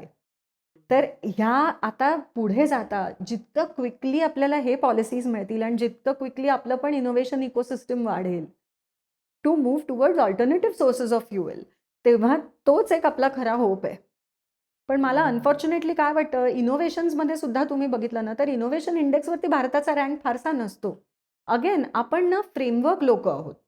IT सिस्टम्समध्ये फ्रेमवर्क्स तयार झाली, ती उत्कृष्ट कोण राबवतं? भारतीय राबवतात. लेगसी सिस्टम्स उत्कृष्ट कोण चालवतं? भारतीय चालवतात. पण इनोव्हेशन सिलिकॉन व्हॅलीमध्ये होतात. AI आपल्याकडे आलं का? सॅम अल्टमन आपल्याकडे आला का? तो सॅम आल्टेकर असता तर बरं झालं असतं. असं म्हणजे इनोव्हेशन इकोसिस्टम आहे, स्टार्टअप इंडिया आहे, सगळं आहे. पण तुम्ही स्टार्टअप इंडियामध्ये सुद्धा बघितलं तर ओव्हरवेल्मिंगली मार्केट लिंकेज प्रॉडक्ट्स, म्हणजे सप्लाय चेन प्रॉडक्ट्स, स्विगी सारखे, ओके, किंवा पेटीएम किंवा झरोदा, म्हणजे ह्याच्यासारखे काय बँकला लिंक करणारे प्रोडक्ट्स, म्हणजे these are linkage products. They are not basically innovative products जे कम्प्लीट सिस्टीमला हलवत आहेत. सो आय थिंक आता खरी गरज आहे ती इनोव्हेशनची. Innovation will help. मला ऑइलकडे यायचं आहे, कारण त्याच्याशिवाय खूप प्रश्न आहे. पण त्याच्या आधी हे जे फॉरेन ट्रॅव्हल आहे त्याने एवढा फरक पडू शकतो? पडू शकतो, कारण आपण गेल्या वर्षी $33 बिलियन फॉरेन ट्रॅव्हल केला. It's a lot. बापरे. 33 बिलियन. म्हणजे एक तुम्हाला जस्ट आयडियाज फिक्स करायला सांगते. समज आपण $72 बिलियन सोनं थांबवलं घेणं आणि $33 बिलियन परदेशी ट्रॅव्हल थांबवला, तर $100 बिलियन जे मिळतात ना, त्याच्यात आपल्या 6 महिन्याचं इंधन निघतं. बापरे. It's big. Again solution is not that simple. कारण परदेशी तुम्ही ट्रॅव्हल करू नका असं पंतप्रधानांनी म्हणणं ठीक आहे, एक आपलं ते आपण एक स्टेटमेंट म्हणून धरू. पण इकॉनॉमिकली काय होतं, परदेशी ट्रॅव्हल करण्यात पण इंडियन ऑपरेटर्स आहेत. वीणा वर्ल्ड नेत नाही का, किंवा काय केसरी ट्रॅव्हल नेत नाही का? म्हणजे ह्यांच्या रेव्हेन्यूवरती फटका नाही का येणार? अनुषंगाने सरकारला जीएसटी कमी मिळेल. सो लाईव्हलीहुड्स आहेत त्या सेक्टरवरती डिपेंडंट. आपल्या एअरलाईन्स आहेत जे लोकांना तिकडे घेऊन जातात. So there is an ecosystem. म्हणजे जरी आपल्याला असं वाटत असलं की हां तिकडे जाऊन खर्च करू नका, म्हणजे कुठला खर्च करू नका, तर तिकडे जी ॲक्च्युली एक्सपेंडिचर होतं ते भारतात आपण आणू शकलो तर दॅट विल बी ग्रेट. पण एक ब्रॉड स्टेटमेंट म्हणून इट्स अ डेंजरस स्टेटमेंट ना, की फिरायला जाऊ नका. फिरायला जाऊ नका म्हणजे भारतीय सिस्टीमवरती पण त्याचा घाव येऊ शकेल. अगेन तिकडे फिरायला जाऊ नका आणि डोमेस्टिकली फिरा, तर मग आपण कम्पेरेबल सिस्टम्स तयार केल्या का? हा पण एक मुद्दा येतो. एक मी परवा अजून एक खूप इंटरेस्टिंग मत वाचलं. एका सीएननी लिहिलं होतं की लिव्ह ट्रॅव्हल अलाउन्स जो असतो तो पण आपल्याकडे फार क्लिष्ट पद्धतीनं दिला जातो. तर त्यांनी लिहिलं की तो 4 वर्षातून तो तुम्हाला 2दाच क्लेम करता येतो आणि तो पॉईंट टू पॉईंट, की मी इकडून काय मसुरीला गेले आणि मसुरीहून पुन्हा आले, तर पॉईंट टू पॉईंट तुम्हाला क्लेम करता येतं. त्याच्यामध्ये फूड, इतर एक्सपेन्सेस हे काहीच ते तुम्हाला देत नाहीत. तर त्या सीएनी असं मांडलं होतं की खरोखर तुम्हाला समज परदेशी हे थांबवून, प्रवास थांबवून तो डोमेस्टिकली आणायचा असेल, तर त्याच्यामध्ये टॅक्समध्ये पण सुधारणा करायला पाहिजे. म्हणजे तुमचा हा जो लिव्ह ट्रॅव्हल अलाउन्स आहे, एक तर तो 2च्या ऐवजी 3 वेळा किंवा 4 वेळा द्या 4 वर्षातून. 5 लाखापर्यंत अलाव करा. त्याच्यामध्ये खाणं पिणं इतर खर्च अलाव करा, तर काहीतरी त्याच्यामधून होऊ शकेल. So we will need a broad revamp. It is one thing to say की हां परदेशी जाऊ नका, पण आज ते बऱ्याच जणांसाठी fortunately or unfortunately aspirational expenditure आहे. मग ते कुठे भारतामध्ये फिरायला जाणार आहे? तुमच्याकडे त्या लेवलचे होम स्टेज तयार आहेत का? सेफ्टी, सिक्युरिटी, बेसिक इन्फ्रास्ट्रक्चर हे सगळं तयार आहे का? हायजीन तयार आहे का? तर या मुद्द्यांचा पण थोडासा विचार व्हायला पाहिजे. So as an economist it's म्हणजे मला असं वाटतं as a statement it's nice, पण ते इकॉनॉमिकली जस्टिफाय करायला थोडंसं अवघड आहे बरं का. पण $33 billion yes sir, huge amount, huge amount. थोडक्यात जसे 91 साली प्रचंड रिफॉर्म केले गेले, करावे लागले, तसे रिफॉर्म पुढच्या काही महिन्यात अपेक्षित आहेत का? आहेत ना. So we will need some reforms. आणि ऑलरेडी तुम्ही बघितलं ना, तर गव्हर्नमेंटने ना काही काही स्टेप्स सुरू केल्या आहेत बरं का. आता काय होतं ना, प्रत्येक गव्हर्नमेंटचे मेजर्स हे बिग बँग नसतात. त्यामुळे त्याचं म्हणजे पेपर्समध्ये येत असतं, पण आपल्याला ते तसं व्हिज्युअली हिट, ऑप्टिक्स त्याचं तेवढं नसतं किंवा साऊंड त्याचा तेवढा नसतो. एक उदाहरण देते तुम्हाला. आपले बरेचसे आपण निर्यात केलेले कंटेनर हे म्हणजे स्पेशली जे मिडल ईस्टकडे गेले, तर ते परत आले किंवा ते दुसऱ्याच कुठल्या तरी देशात उतरवायला लागले for रिफ्युएलिंग or what ever.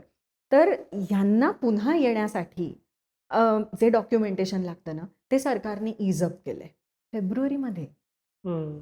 Already जशी म्हणजे फेब्रुवारी एंडला जसा त्रास हा सुरू झाला, तसं बऱ्यापैकी जे पुन्हा शिपमेंट्स येत आहेत त्याच्यासाठी असलेलं डॉक्युमेंटेशन ईज अप केलेलं आहे. किंवा इंटरनॅशनल ट्रान्सशिपमेंट आपण अलाव करतो, की या पोर्टवरून डायरेक्ट तू दुसऱ्या पोर्टला जा, नो प्रॉब्लेम, त्याचं डॉक्युमेंटेशन मी घेईन. सो अशा प्रकारचे मेजर्स ऑलरेडी गव्हर्नमेंटनी केलेत. तेव्हा 91चं तुमच्या हे जे चालू आहे की आपण सडनली सगळं ओपन अप केलं वगैरे, तर आय थिंक आपण 91 पासून आजपर्यंत जे रिफॉर्म्स हलके हलके स्टेप बाय स्टेप घेत गेलो ना, that was very very nice. म्हणजे भारताने एक कॅलिब्रेटेड पद्धतीने 91 पासूनची जी भूमिका घेतली की सडनली आम्ही कॅपिटल अकाउंट, करंट अकाउंट दोन्ही ओपन करणार नाही. आम्ही करंट अकाउंट फुल्ली कन्व्हर्टेबल करतो, कॅपिटल अकाउंटवरती कंट्रोल्स ठेवतो, बघतो हे FPIs कसे खेळतात. आज बघताय ना आपण, FPIsच बाहेर चालले निघून. So calibrated approaches are necessary, important. आपण हे चांगली कामगिरी केली आहे 1991 पासून. अनफॉर्च्युनेटली आज ना बाहेरची परिस्थिती आपल्या बाजूने नाहीये आणि ती सडनली येऊ घातली. हा आपला प्रॉब्लेम आहे. त्यामुळे मी म्हटलं तसं की जे तुमच्याकडे रिसोर्सच नाही ना, त्याच्यावरती तुम्ही फार काही करू शकत नाही. पण yes, making taxation systems better, making them easier. आता सोन्यावरती इम्पोर्ट ड्युटी आलीच आहे. सो सोन्या म्हणजे थोड्याफार प्रमाणात अशा पद्धतीने काही जे अननेसेसरी इम्पोर्ट्स आहेत थोड्याफार प्रमाणात ते थांबवणं. अशा आपण आणि सोलार आणि विंड आणि रिन्युएबल्सकडे मूव्ह करणं, ह्याच पॉलिसी मिक्सेस आता असू शकतात. सगळ्यात कळीचा मुद्दा पेट्रोल, डिझेल, तेल. एक सगळे महत्त्वाचे प्रश्न एकदमच विचारून घेतो. किंमत किती वाढणार? किंमत वाढणं एक वेळ ठीक आहे, मिळणारच नाही असं किती दिवस होणार? काय दिसतं? किंमत निश्चितच अजून वाढेल. हां, असं मला तरी वाटतं. त्याचं थोडंसं एक गणित मांडते तुमच्यासमोर. आजचा जरा एपिसोड अनफॉर्च्युनेटली फारच गणिती होतोय, पण त्याला इलाज नाही असं झालंय.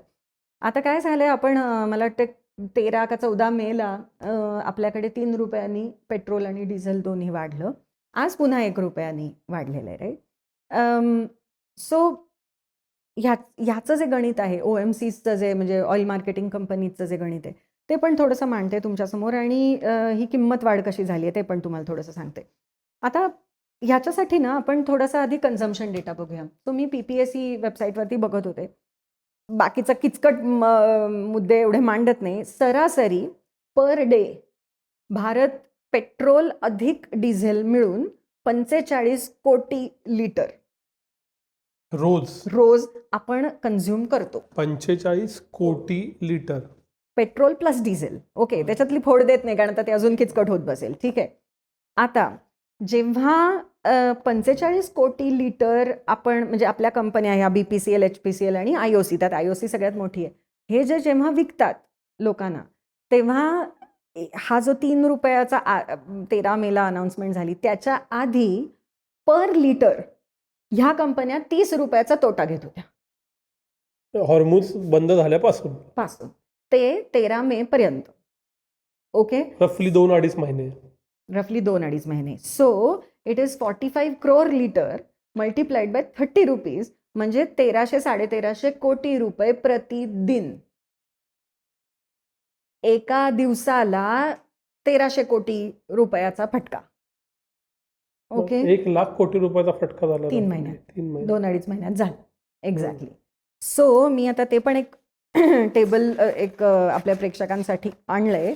त्याच्यामध्ये तुम्हाला असं दिसेल की गेल्या वर्षी म्हणजे एंटायर FY26 मध्ये तुम्ही या तिन्ही कंपन्यांचे प्रॉफिट्स बघितले आणि प्रॉफिट्स होते बरं का गेल्या वर्षी. म्हणजे FY26च्या शेवटच्या महिन्यात गोंधळ सुरू झाला, but they have registered a profit. तर किती प्रॉफिट आहे त्यांचा? IOC सगळ्यात मोठी आहे, followed by BPCL, followed by HPCL आणि तिघांचा त्या तिन्ही OMCचा मिळून प्रॉफिट आहे 75,000 कोटी रुपये. ओके, एका वर्षाचा नफा. 3 महिन्याचा तोटा 1 लाख कोटी रुपये. म्हणजे सगळा गेल्या वर्षीचा नफा 3 महिन्यात धुवून निघाला. बास, करेक्ट, यू गॉट इट. पण आता माझा मुद्दा असा आहे की 100 रुपयाला पेट्रोल कॉन्स्टंट आहे, 7-8 वर्ष तरी झाले, होतं 4 वर्ष. आणि तेव्हा मात्र पेट्रोलचा दर कमी नाही केला सरकारनं, 100 रुपयेच ठेवला. मग 4 वर्ष जर का 75,000 कोटी रुपये प्रतिवर्ष प्रॉफिट करत असतील तर त्यांच्याकडे 3 लाख कोटी आहेत. मग अजून 6 महिने ठेवा ना आमची किंमत but hold on before you make that statement. कारण दरवर्षी 75,000 कोटीचा नफा नसतो. आता this will directly depend upon a lot of things. Number 1, तुम्ही किती क्रूड घेताय. ओके, नंबर 2, क्रूडची ग्लोबल किंमत किती आहे. नंबर 3, एक्सचेंज रेट कसा हलतोय. नंबर 4, ते क्रॅक मार्जिन्स म्हणतात त्याला, म्हणजे जी ॲक्च्युअल क्रूड प्राईस आहे आणि रिफायनरी गेटला प्राईस आहे त्याच्यामधला जो मार्जिन आहे तो त्यांना किती मिळतोय. ह्या सगळ्याच्या बेसिसवरती हे नफे कॅल्क्युलेट केले जातात. आणि याच्यात किती व्हेरिएबल्स आहेत बघा ना तुम्ही. म्हणजे ब्रेंट इंडेक्स बघितला आपण. ब्रेंट हा नॉर्थ सी म्हणजे अमेरिका वापरते तो नॉर्थ सीचा इंडेक्स इज ब्रेंट. मग एक WTI आहे, आपण वापरतो तो ओमानी किंवा दुबईचा इंडेक्स. तर ह्या सगळ्यामध्ये इतकी मुवमेंट असते कंटिन्युअस डॉलर टर्म्समध्ये. बरं, ती डॉलरची रुपीमध्ये येण्यामध्ये एक्सचेंज रेटची मुवमेंट असते. ओके, सो मी तुम्हाला जस्ट माझी एक आर्ग्युमेंट स्ट्रॉंग करायला गेल्या 4 वर्षीचे नफे वाचून दाखवते. ऑल 3 कंपनीजचे. सो FY22, 23, 24, 25 आणि 26 5 वर्ष आहेत ना. 26 मध्ये 75,000 कोटीचा नफा झाला. ओके, सो 22 पासून आपण बघू 37,000 कोटी. 23 साली प्रॉब्लेम होता कारण पुतीनजींनी अटॅक केला वगैरे वगैरे. एकदम जो नफा कमी झाला तो 1,200 कोटीवर आला. बर, from a level of 37,000 crores. Okay, म्हणजे 10% पण नाही, 3%वरच आला म्हणजे आधीच्या वर्षीच्या. Okay, so 37,000 crores followed by 1,200 crores. हे 1,200 crores जे आहेत ते पण IOC चालली जराशी म्हणून आहे. HPCL तर नेगेटिव्हमध्ये गेलं. 9,000 कोटीचं नुकसान झालं HPCLला त्या वर्षी. So it's not a very simple game. आलं ना लक्षात. सो 37,000 crore, 1,200 crore, त्याच्यानंतर एकदम 81,000 कोटी, त्याच्यानंतर 29,000 crore, त्याच्यानंतर 75,000 crore. तो झिगझॅग साईन कर्व सारखं ते मूव्ह होत आहे. तो आणि एवढी व्हॉलेटिलिटी काय आहे यांच्या नफ्यामध्ये? कारण ना यांच्या हातात इनपुटची प्राइस हे आहे आणि सरकारने आउटपुटची प्राइस फिक्स करून ठेवलेली आहे. त्यामुळे तुम्ही जेवढं सिस्टम एफिशियंटली मॅनेज कराल आणि तुम्ही क्रूडचं जितकं तुम्ही नॅव्हिगेट, म्हणजे एकतर 4-5 पार्टनर्सशी तुम्ही निगोसिएशन नीट करू शकलात, कमी करू शकलात, आणि ते क्रूडच्या ऑटोमॅटिकली तुम्ही जरी रशियाशी बोलत असलात तरी एक लेव्हल आली ना प्राइसची की त्याच्या पल्याड ते पण काही तुम्हाला डिस्काउंट देणार नाही आहेत. तर अनेक ग्लोबली अनेक फॅक्टर्स आहेत ना ज्याच्यामुळे ह्या गोष्टी तयार होत आहेत. पण लेमॅन्स लँग्वेजमध्ये मी असं बघितलं की 5 वर्षात तुम्ही सांगितलेल्या आकड्यांची इन द माइंड बेरीज केली तर रफली 2 लाख कोटी येतात. तर 5 वर्षाचं प्रॉफिट 3 महिन्यात निम्म झालंय. Yes, that you can say. 2 lakh, yes, that you can definitely से.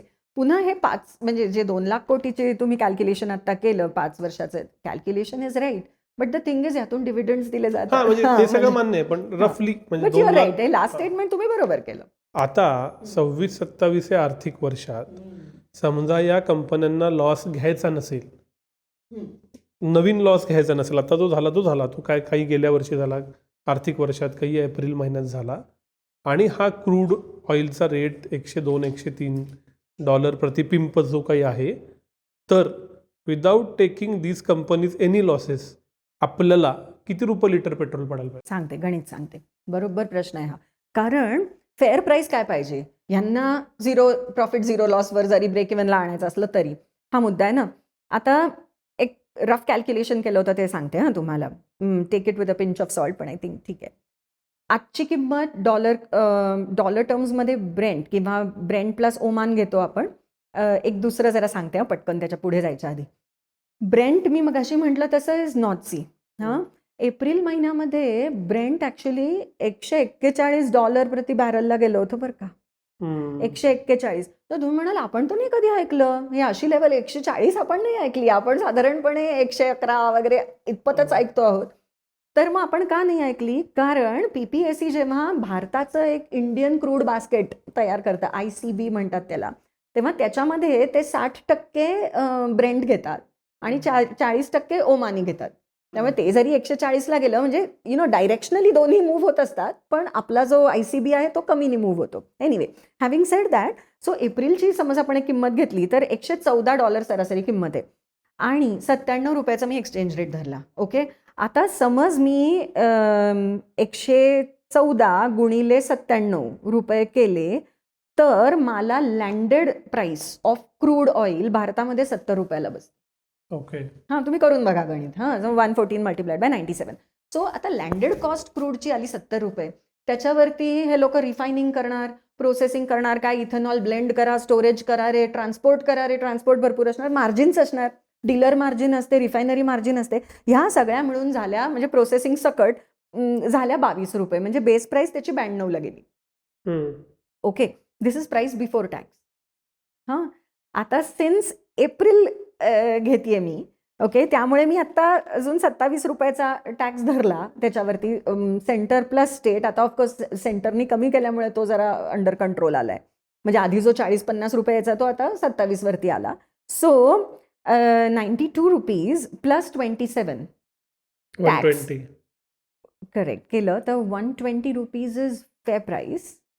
आणि आत्ताच्या घडीला आजची पुण्यातली किंमत मस्ट बी अराउंड 107-108. त्यामुळे आज असं म्हटलं जात आहे की ही ॲडजस्टमेंट केल्यानंतरही कुठच्या ॲडजस्टमेंट्स, 2 ॲडजस्टमेंट्स आल्या हां पेट्रोलच्या प्राईस चेनमध्ये. एक ॲडजस्टमेंट आली की सरकारनी एक्साईज ड्युटी कमी केली. ओके, जी आय थिंक ₹10 कमी केली आहे प्रति लिटर. सेंट्रल गव्हर्नमेंट ऑफ महाराष्ट्राने अजून नाही हलवलंय. आणि सेकंड ॲडजस्टमेंट काय आली की आपण ₹3 प्रति लिटरनी पेट्रोल आणि डिझेलच्या किमती वाढवल्या. हे गणित केल्यानंतर OMCs are taking a loss of ₹10 per litre right now on petrol as we talk. So याचा अर्थ अजूनही ₹10 प्रति लिटर गुणिले आपण मगाशी म्हटलं 45 कोटी per day. So it's a 450 crore loss अजूनही. ओके, क्वेश्चन इज आता हे will the prices increase, again तुमचा जो पॉइंट होता, will depend on number of things. Okay, आत्ताच्या घडीला 450 कोटीचा लॉस पर डे हे लोक घेत आहेत. ओके, ह्या लॉसचं काय होणार, 2-3 गोष्टी आपण बघू. एक तर हा 450 कोटीचा म्हणजे आय एम जस्ट आता टेलिंग यू फॅक्टर्स, काय काय होऊ शकेल ह्याच्यामुळे. 450 कोटीचा लॉस आला की डिव्हिडंड तर छोड दो. ओके, म्हणजे मग पोर्टफोलिओ इन्व्हेस्टर्स जे ऑलरेडी पॅनिक स्टेटमध्ये ते तर आता पळणारच इथून बाहेर, to the extent that they are म्हणजे they are investing in petroleum stocks, right. Domestic investors पण पेट्रोल स्टॉक्स मधून लांब जाणार, जे आपल्याला ऑलरेडी दिसायला लागलेले. सो एक गोंधळ हा सुरू होणार आहे ह्या लॉसमुळे. दुसरा लॉस काय होईल माहितीये का, आणि हा जरा आता सिस्टम लॉस आहे, त्यामुळे हा समजून घेऊ आपण. ह्या PSUs आहेत, पब्लिक सेक्टर युनिट्स आहेत, तिन्ही OMCs ह्या मी ज्या सांगितल्या, IOC, BPCL, HPCL. ह्याचा अर्थ की at least 51% or more stock ownership government of इंडियाकडे आहे की नाही, हो. राईट. सो गव्हर्नमेंटला यांच्याकडून, कारण गव्हर्नमेंट त्यांचे मालक म्हणजे शेअर होल्डर असल्यामुळे गव्हर्नमेंटला बजेटमध्ये जो डिव्हिडंड मिळतो which goes on the revenue account of the government, तो कमी होणार, हो. Right. At the same time गव्हर्नमेंटनी टॅक्स ब्रेक दिलाय पेट्रोल इकोसिस्टममध्ये. सो पेट्रोल इकोसिस्टमचा गोंधळ बघा, त्यांच्याकडून मिळणारा डिव्हिडंड कमी होणार आणि त्यांना मात्र मी दिलेला टॅक्स वाढलेला आहे. आय एम सॉरी, मी टॅक्स कमी केला म्हणजे मला मिळणारा टॅक्स पण कमी होणार. What that means is budget goes into a negative balance, बरोबर ना. आता बजेट नेगेटिव्ह बॅलन्समध्ये गेल्यावरती काय होतं, जरा खूपच आता स्ट्रेच होतंय, पण will kind of take it through to the end game. So end game काय झाला की यांना अजूनही लॉस आहे. ओके, मग असं एक आपण सिच्युएशन आता विचार करू की नाही, 108ला आलं पेट्रोल आणि तिथेच थांबवलं तर काय होणार आहे. तर यांना लॉस होणार आहे. यांना लॉस झाल्यामुळे सरकारच्या बजेटवरती प्रेशर येणार. सरकारच्या बजेटवरती प्रेशर आल्यामुळे सरकारला जास्ती बॉरोईंग करायला लागेल, ऑब्व्हियसली, करेक्ट. कारण तेवढं वित्तीय तुटवडा वाढणार आहे, फिस्कल डेफिसिट विल इन्क्रीज. आता जेव्हा सरकार जास्ती बॉरोईंग करतं तेव्हा त्याचं इंटरेस्ट डेफिनेटली वाढतं, करेक्ट. कारण बँकांकडे लिमिटेड लिक्विडिटी असते आणि सरकारने खेचून घेतली लिक्विडिटी तर प्रायव्हेट सेक्टरसाठी कमी मिळते, त्यामुळे इंटरेस्ट रेट्स वाढतात. आणि all of this leads to higher cost of business for the private sector, leading to inflation. Okay, so आपण मग दुसरं करूयात का, मग हे इन्फ्लेशन कधी येईल, जर 108 रुपयावरती ठेवलं आणि यांना लॉस घेऊ दिला तर येईल. हां, मग आपण 108चं 110 करूया का, मग डायरेक्ट रिटेल इन्फ्लेशन आलं, थोडक्यात महागाई येणार आहे, करेक्ट. असं किंवा तसं. बस, परफेक्ट. मग ह्या दोनपैकी कुठची महागाई जास्ती सॉर्टेड आहे किंवा लेस डिस्टॉर्टेड आहे, असा आपण विचार करायला पाहिजे. सो एक आर्ग्युमेंट देते बघा विचार करून. हां, असं एक आहे ना की जो पेट्रोल विकत घेतो त्यानं जास्ती पैसे देणं हे माझ्या दृष्टीने जास्त रास्त आहे as compare to the scenario की मी समज पेट्रोलचे ग्राहक आहे तर मला पेट्रोल 108नीच मिळावं, म्हणून भारत सरकारने जास्ती इंटरेस्ट कॉस्ट घेऊन सगळ्यांनाच इन्फ्लेशन बेअर करण्यापेक्षा हे जास्त चांगलं आहे की जो ॲक्च्युअल ग्राहक पेट्रोल पंपावरती जातो त्याने खिशातले जास्ती पैसे द्यावे, कारण तो एक कॉस्टली रिसोर्स विकत घेतो आहे आणि हा रिसोर्स आपल्याकडे नाही आहे. So I am more in favour of the fact की petrol prices, diesel prices staggered पद्धतीने थोड्या थोड्या वाढवाव्या, कारण महागाई येणार.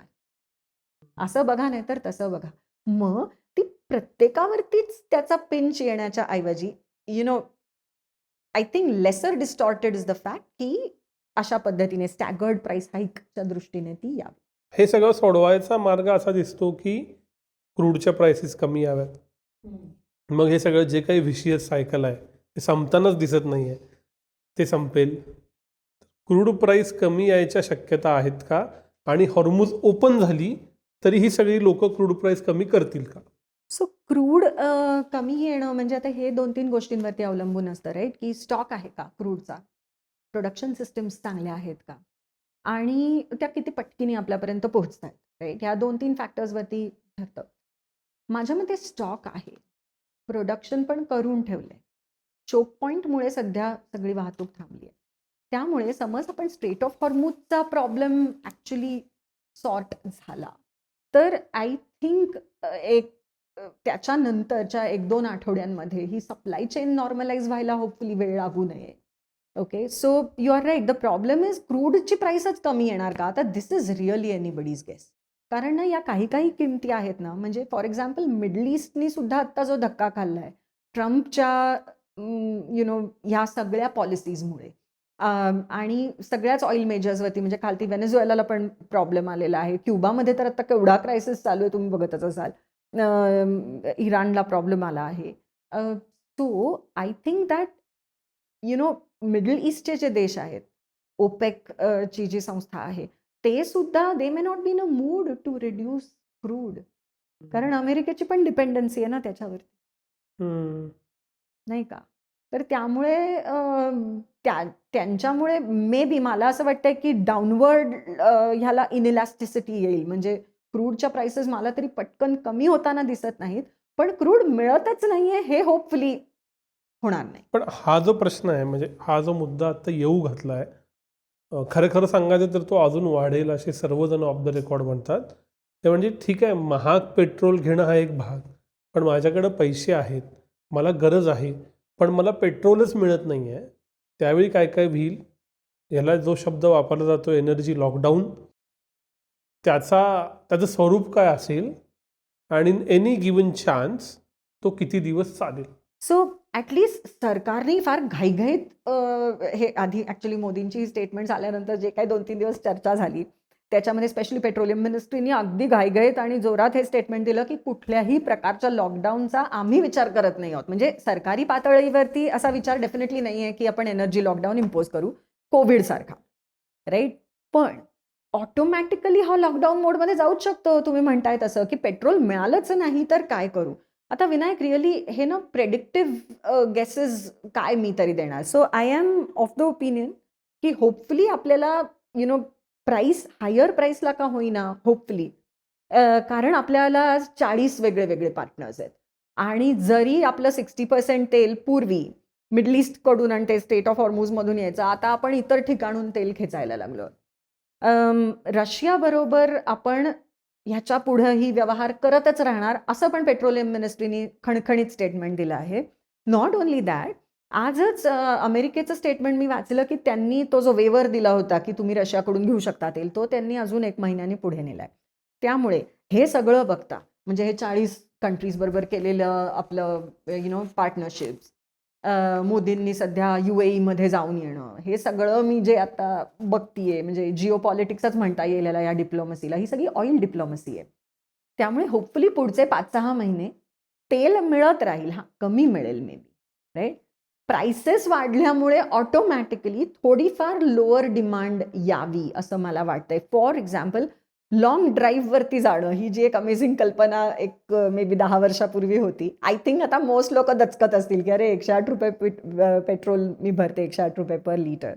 तर आपण long drive maybe we can cut it out. So मला असं वाटतं, to answer your query, lockdown येणार नाही, पण लोक स्वतःहूनच, because it has become expensive, थोडंफार प्रमाणात कमी कन्झम्पशनच त्याचं कमी होईल. म्हणजे जे आपण 45 कोटी डिझेल प्लस पेट्रोल वापरतोय त्यातलं पण, आणि अंडरस्टँड दिस ऑल्सो, त्यातलं काही काही नेसेसरी स्टफ आहे. कारण जेनसेटला जाणारं डिझेल, उदाहरणार्थ ट्रक वाहतुकीसाठी लागणारं डिझेल, ते काही कमी करता येत नाही. पण पेट्रोलचा जो कंपोनंट आहे, आणि अनफॉर्च्युनेटली तो भारतात कमी आहे, आणि त्यातला सुद्धा जो डिस्क्रेशनरी कंपोनंट आहे. ओके, सो होपफुली मला असं वाटतंय की प्राइसेस वाढल्या, जर स्टॅगर्ड पद्धतीनं वाढल्या किंवा ही भीती असली की अजून हे वाढणार आहे, तर मे बी ते थोडंसं ऑप कमी होईल. इन्स्टिट्यूशनली पण ह्याच्यावरती काही गोष्टी करता येतील, ज्याच्याबद्दल प्रधानमंत्रीही बोलले होते. For example, work from home. आता बरेच ऑलरेडी मी बघते IT कंपनीज स्पेशली नवीन फ्रेशर्सना घेताना वगैरे ते म्हणतात की हायब्रिड मोडमध्ये आपलं एनिवे चालेल, and this has got nothing to do with the current crisis.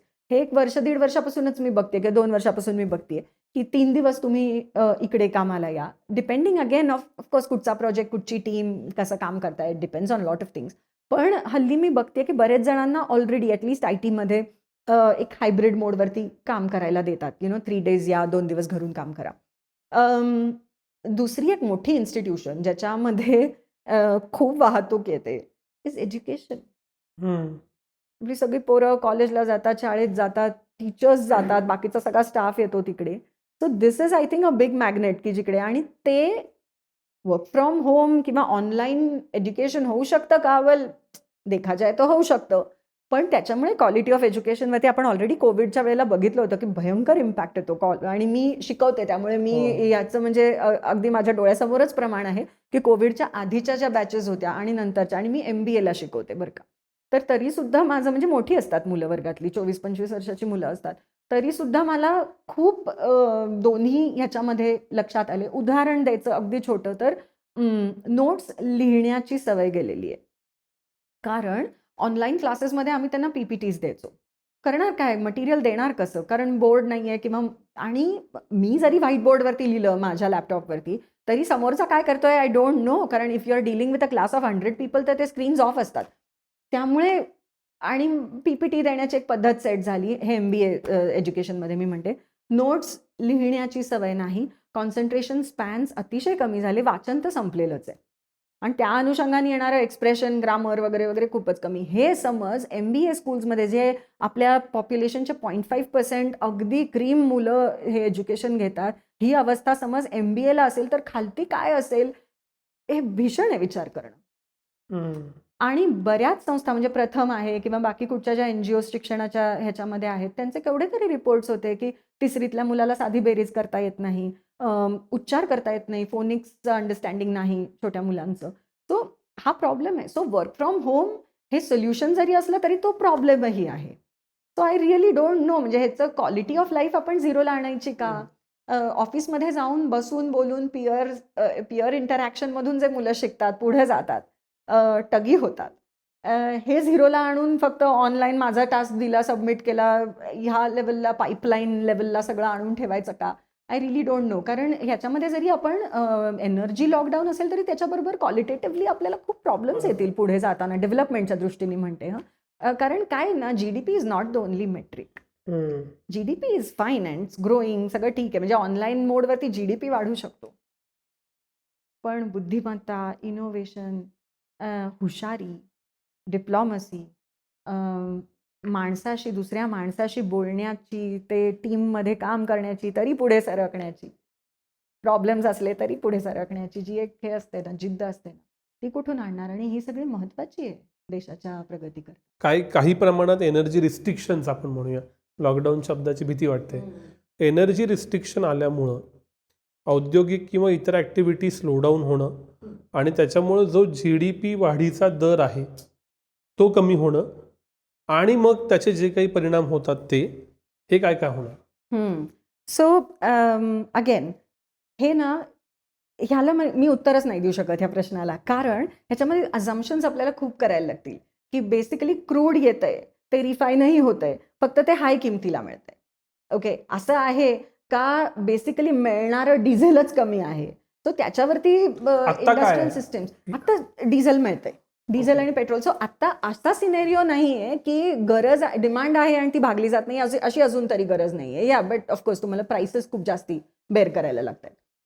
पण we don't know, right? So तुमचा जो प्रश्न आहे ना, त्याला सिरियसली म्हणजे मला आणि माझं डोकं जरा गणिती चालतं, त्यामुळे मला ते अझम्पशन्स केल्याशिवाय तुम्हाला नाही सांगता येणार. कारण will have to really make some assumptions की समज क्रूडचा पुरवठा जो आहे तो 10% कमी झाला, दॅट्स ह्यूज ॲक्च्युली, 2-3% कमी झाला तर GDP वरती किती परिणाम येईल, थोडंसं आपल्याला ते वेगळ्या पद्धतीने मांडावं लागेल. काही लोक म्हणतात स्टॅगफ्लेशन येईल, असं काही होईल? सो या डेफिनेटलीच होईल. स्टॅगफ्लेशन म्हणजे काय? ग्रोथ रेटमध्ये स्टॅग्नेशन येतं आणि प्राइसेसमध्ये इन्फ्लेशन येतं. प्राइसेस तर डेफिनेटली वाढणार आहे. ते इन्फ्लेशनवरती अजून एक डेटा आठवला तो सांगते पटकन. एप्रिलचं होलसेल प्राइस इंडेक्स आपण समज पाहिलं तर compared to last April of FY25, FY26 ह्या एप्रिलमध्ये 8.3% प्राइसेस वाढल्या. ओके, सो WPI इंडेक्स जो असतो ना, तो आपण सेम महिना गेल्या वर्षीशी कम्पेअर करतो. ओके, सो मार्चमध्ये हार्डली 1-2% जो WPI वाढ होती ती सडनली 8% वर गेली. ह्याच्यामध्ये सगळ्यात महत्त्वाचा घटक is the obviously fuel prices वाढले. फ्युएल प्राइसेस वाढण्यामागे विनायक 2 घटक आहेत. एक, क्रूड वाढली, कारण जी मार्चमध्ये साधारणपणे 108ला होतं डॉलर पर बॅरल, ती 114ला गेली, आणि exchange rate move, right? So या दोन्हीमुळे क्रूडवरती प्रचंड इम्पॅक्ट आला. आणि एक जे जरासं मला भीतीदायक स्वरूप दिसलं WPI मध्ये, ते पण मुद्दाम करून मांडते, की WPIचे 3 घटक असतात. ओके, एक प्रायमरी ग्रुप आहे, एक फ्युएल पॉवर लुब्रिकंट्सचा ग्रुप असतो आणि एक मॅन्युफॅक्चर्ड ग्रुप असतो, जो मोठा घटक आहे WPI मध्ये. तर एप्रिलच्या रीडिंगमध्ये असं दिसतंय, जे 8% वाढ आहे ना, फ्युएलचा ग्रुप प्रचंड वाढला आणि मॅन्युफॅक्चरिंगचा ग्रुप पण वाढला. बर. Do you know what that means? It means we are looking at cost push inflation. म्हणजे जे कंपन्यांना ऑलरेडी आता हायर प्राइसनी डिझेल मिळायला लागलंय ना, that is going to enter the pricing system. ते पास करणार आहेत कॉस्ट. डेफिनेटली. कसे ॲब्झॉर्ब करणार? किती मार्जिन्स असणार ॲब्झॉर्ब करायला? राईट. सो ऑलरेडी काय होतंय की companies are passing it out. म्हणजे ऑलरेडीच दिसायला लागले, एप्रिलच्या डेटामध्ये दिसतंय हे WPIच्या. अजून CPIचा डेटा त्या मानाने बोलत नाहीये. का बोलत नव्हतं? म्हणजे एप्रिलचा बोलत नाही, कारण तोवर ही 3 रुपयाची प्राइस राईज झालेली नव्हती.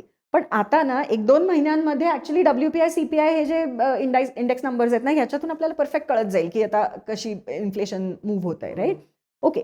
सो इन्फ्लेशन एकीकडे मूव्ह होत असताना स्टॅग्नेशन काय येईल? कारण ॲट हायर प्राइसेस कन्झ्युमर्स पण दचकतात ना घेताना गोष्टी. बरोबर. Right. Now what that means is कंपन्यांचे सेल्स तेवढे कमी होतात. आपण बघा ना, डिस्क्रेशनरी, समज मला 108 रुपयांनी पेट्रोल आहे आणि मला भीती आहे की उद्या 115 होणार आहे. माझी सॅलरी हाईक जी होतीये ती तेवढ्या रेटनी होतच नाहीये जेवढं माझं कॉस्ट ऑफ लिव्हिंग वाढतंय. है ना. अजून CPI वरती प्रेशर नाहीये, पण आय एम टेलिंग यू, घरगुती खर्च तर आपण चालवतो की. आपल्याला माहिती आहे की सगळंच एक्सपेन्सिव्ह झालंय. करेक्ट ना. सो माझा समज हाऊस होल्ड लेवलला माझ्या घरचा, एक इंडियाचा CPI सोडा, समज माझ्या घरचं मी बघितलं तर as compared to April of last year माझे खर्च कितीने वाढलेत? तर 7-8% वाढलेले आहेत. आता if my salary hike is happening only at 3%, आणि salary hike is happening only at 3%, less than that. Less than that. का? कारण अनएम्प्लॉयमेंट आहे. त्यामुळे स्लो जॉब मार्केटमध्ये कोण तुम्हाला सॅलरी हाईक देणार आहे? सो 7-8% माझी कॉस्ट वाढतीये आणि 3% माझं सॅलरी नॉर्मलायझेशन होतंय. तर हा जो 4%चा ॲडिशनल बफर आहे, म्हणजे that is eating into my real income. बरोबर ना. म्हणजे ऑलरेडी बैठे बैठे माझं रिअल इन्कम कमी होतंय. आणि second thing is I am seeing inflation everywhere. तर मी काय करते? मी डिस्क्रेशनरी कन्झम्पशन कमी करते. उदाहरणार्थ सोनं कमी घेते. उदाहरणार्थ काय आपण शॉपिंग कमी करतो. डिस्क्रेशनरी ज्या ज्या गोष्टी आहेत, किंवा कोणाला लॅपटॉप आहे तुमच्याकडे, पण अजून काय तुम्हाला iPad घ्यायचंय, तर मे बी चल ना अजून 1 वर्ष लॅपटॉपवरती काम करू, लेट्स कॅरी इट अहेड. हे जे डिसिजन्स आहेत, कन्झ्युमर डिसिजन्स आहेत, जे होत आहेत आज भारतीय घरांमध्ये, all of that basically means की it has an impact on the sales of the firm. कारण मी ग्राहक म्हणून ज्या गोष्टीकडे बघते त्याच गोष्टीकडे कंपनी सेल्स म्हणून बघते. त्यामुळे सेल्स स्लगिश होतात इमिजिएटली. सेल्स स्लगिश झाले की अजून एम्प्लॉयमेंटवरती घाव येतो. सेल्स स्लगिश झाले की इन्व्हेस्टमेंट डिसिजन्सवरती घाव येतो. एक्सपांड कोण करणार? सेल्स स्लगिश आहे तर आज इन्व्हेंटरी अक्युम्युलेशन होतं, मी कशाला एक्सपांड करू? आणि तुम्ही समज एक्सपांड करणार नाही आहात तर दॅट बेसिकली मीन्स की तुम्ही स्टील घेणार नाही विकत, सिमेंट नाही घेणार विकत. इमिजिएटली सगळे इन्फ्रास्ट्रक्चर गुड्सवरती घाव येतो, है ना. So this create stagnation. येतं कुठून स्टॅग्नेशन? ग्राहक जेव्हा बिचकतो ना काही विकत घ्यायला, तेव्हा कंपन्यांना स्टॅग्नेशन येतं. शेवटचा प्रश्न की सामान्य माणसानं कशासाठी प्रिपेअर राहायचं आणि काय काय करायचं? अगेन हा तुमचा पेट प्रश्न आहे आणि माझ्याकडे सिरियसली आत्ता ना अनफॉर्च्युनेटली म्हणजे फार आशावादी उत्तर नाहीये. रिॲलिटी सांगून टाकालो नक्की, निदान मेंटली तरी तयार राहू.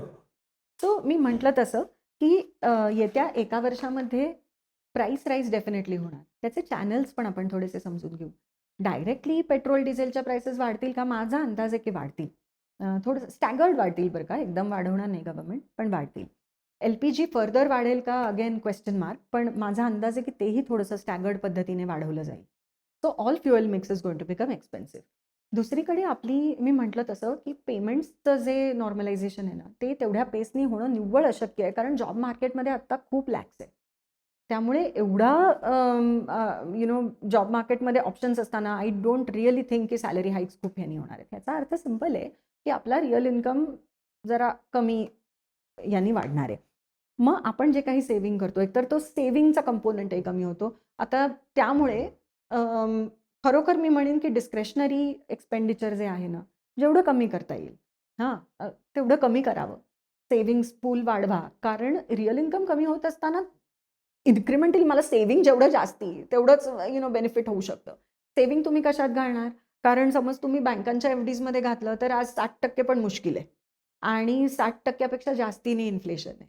ओके, आता बँका पण जेव्हा कमी करायची वेळ येते इंटरेस्ट रेट, ते लगेच सांगतात बरं का, की इन्फ्लेशन रेट कमी झालाय, आम्ही कमी करतो. पण इन्फ्लेशन रेट वाढला की तेवढ्या यांनी व्याजदर वाढलेला सहसा दिसत नाही. त्यामुळे बँकांमध्ये सेव्हिंग्स करत असलात, जे तुम्ही करत असणार सहसा, मराठी माणूस साधारणपणे बँकांवरती रिलायंट असतो, तिकडे आपण थोडासा मार खाणार.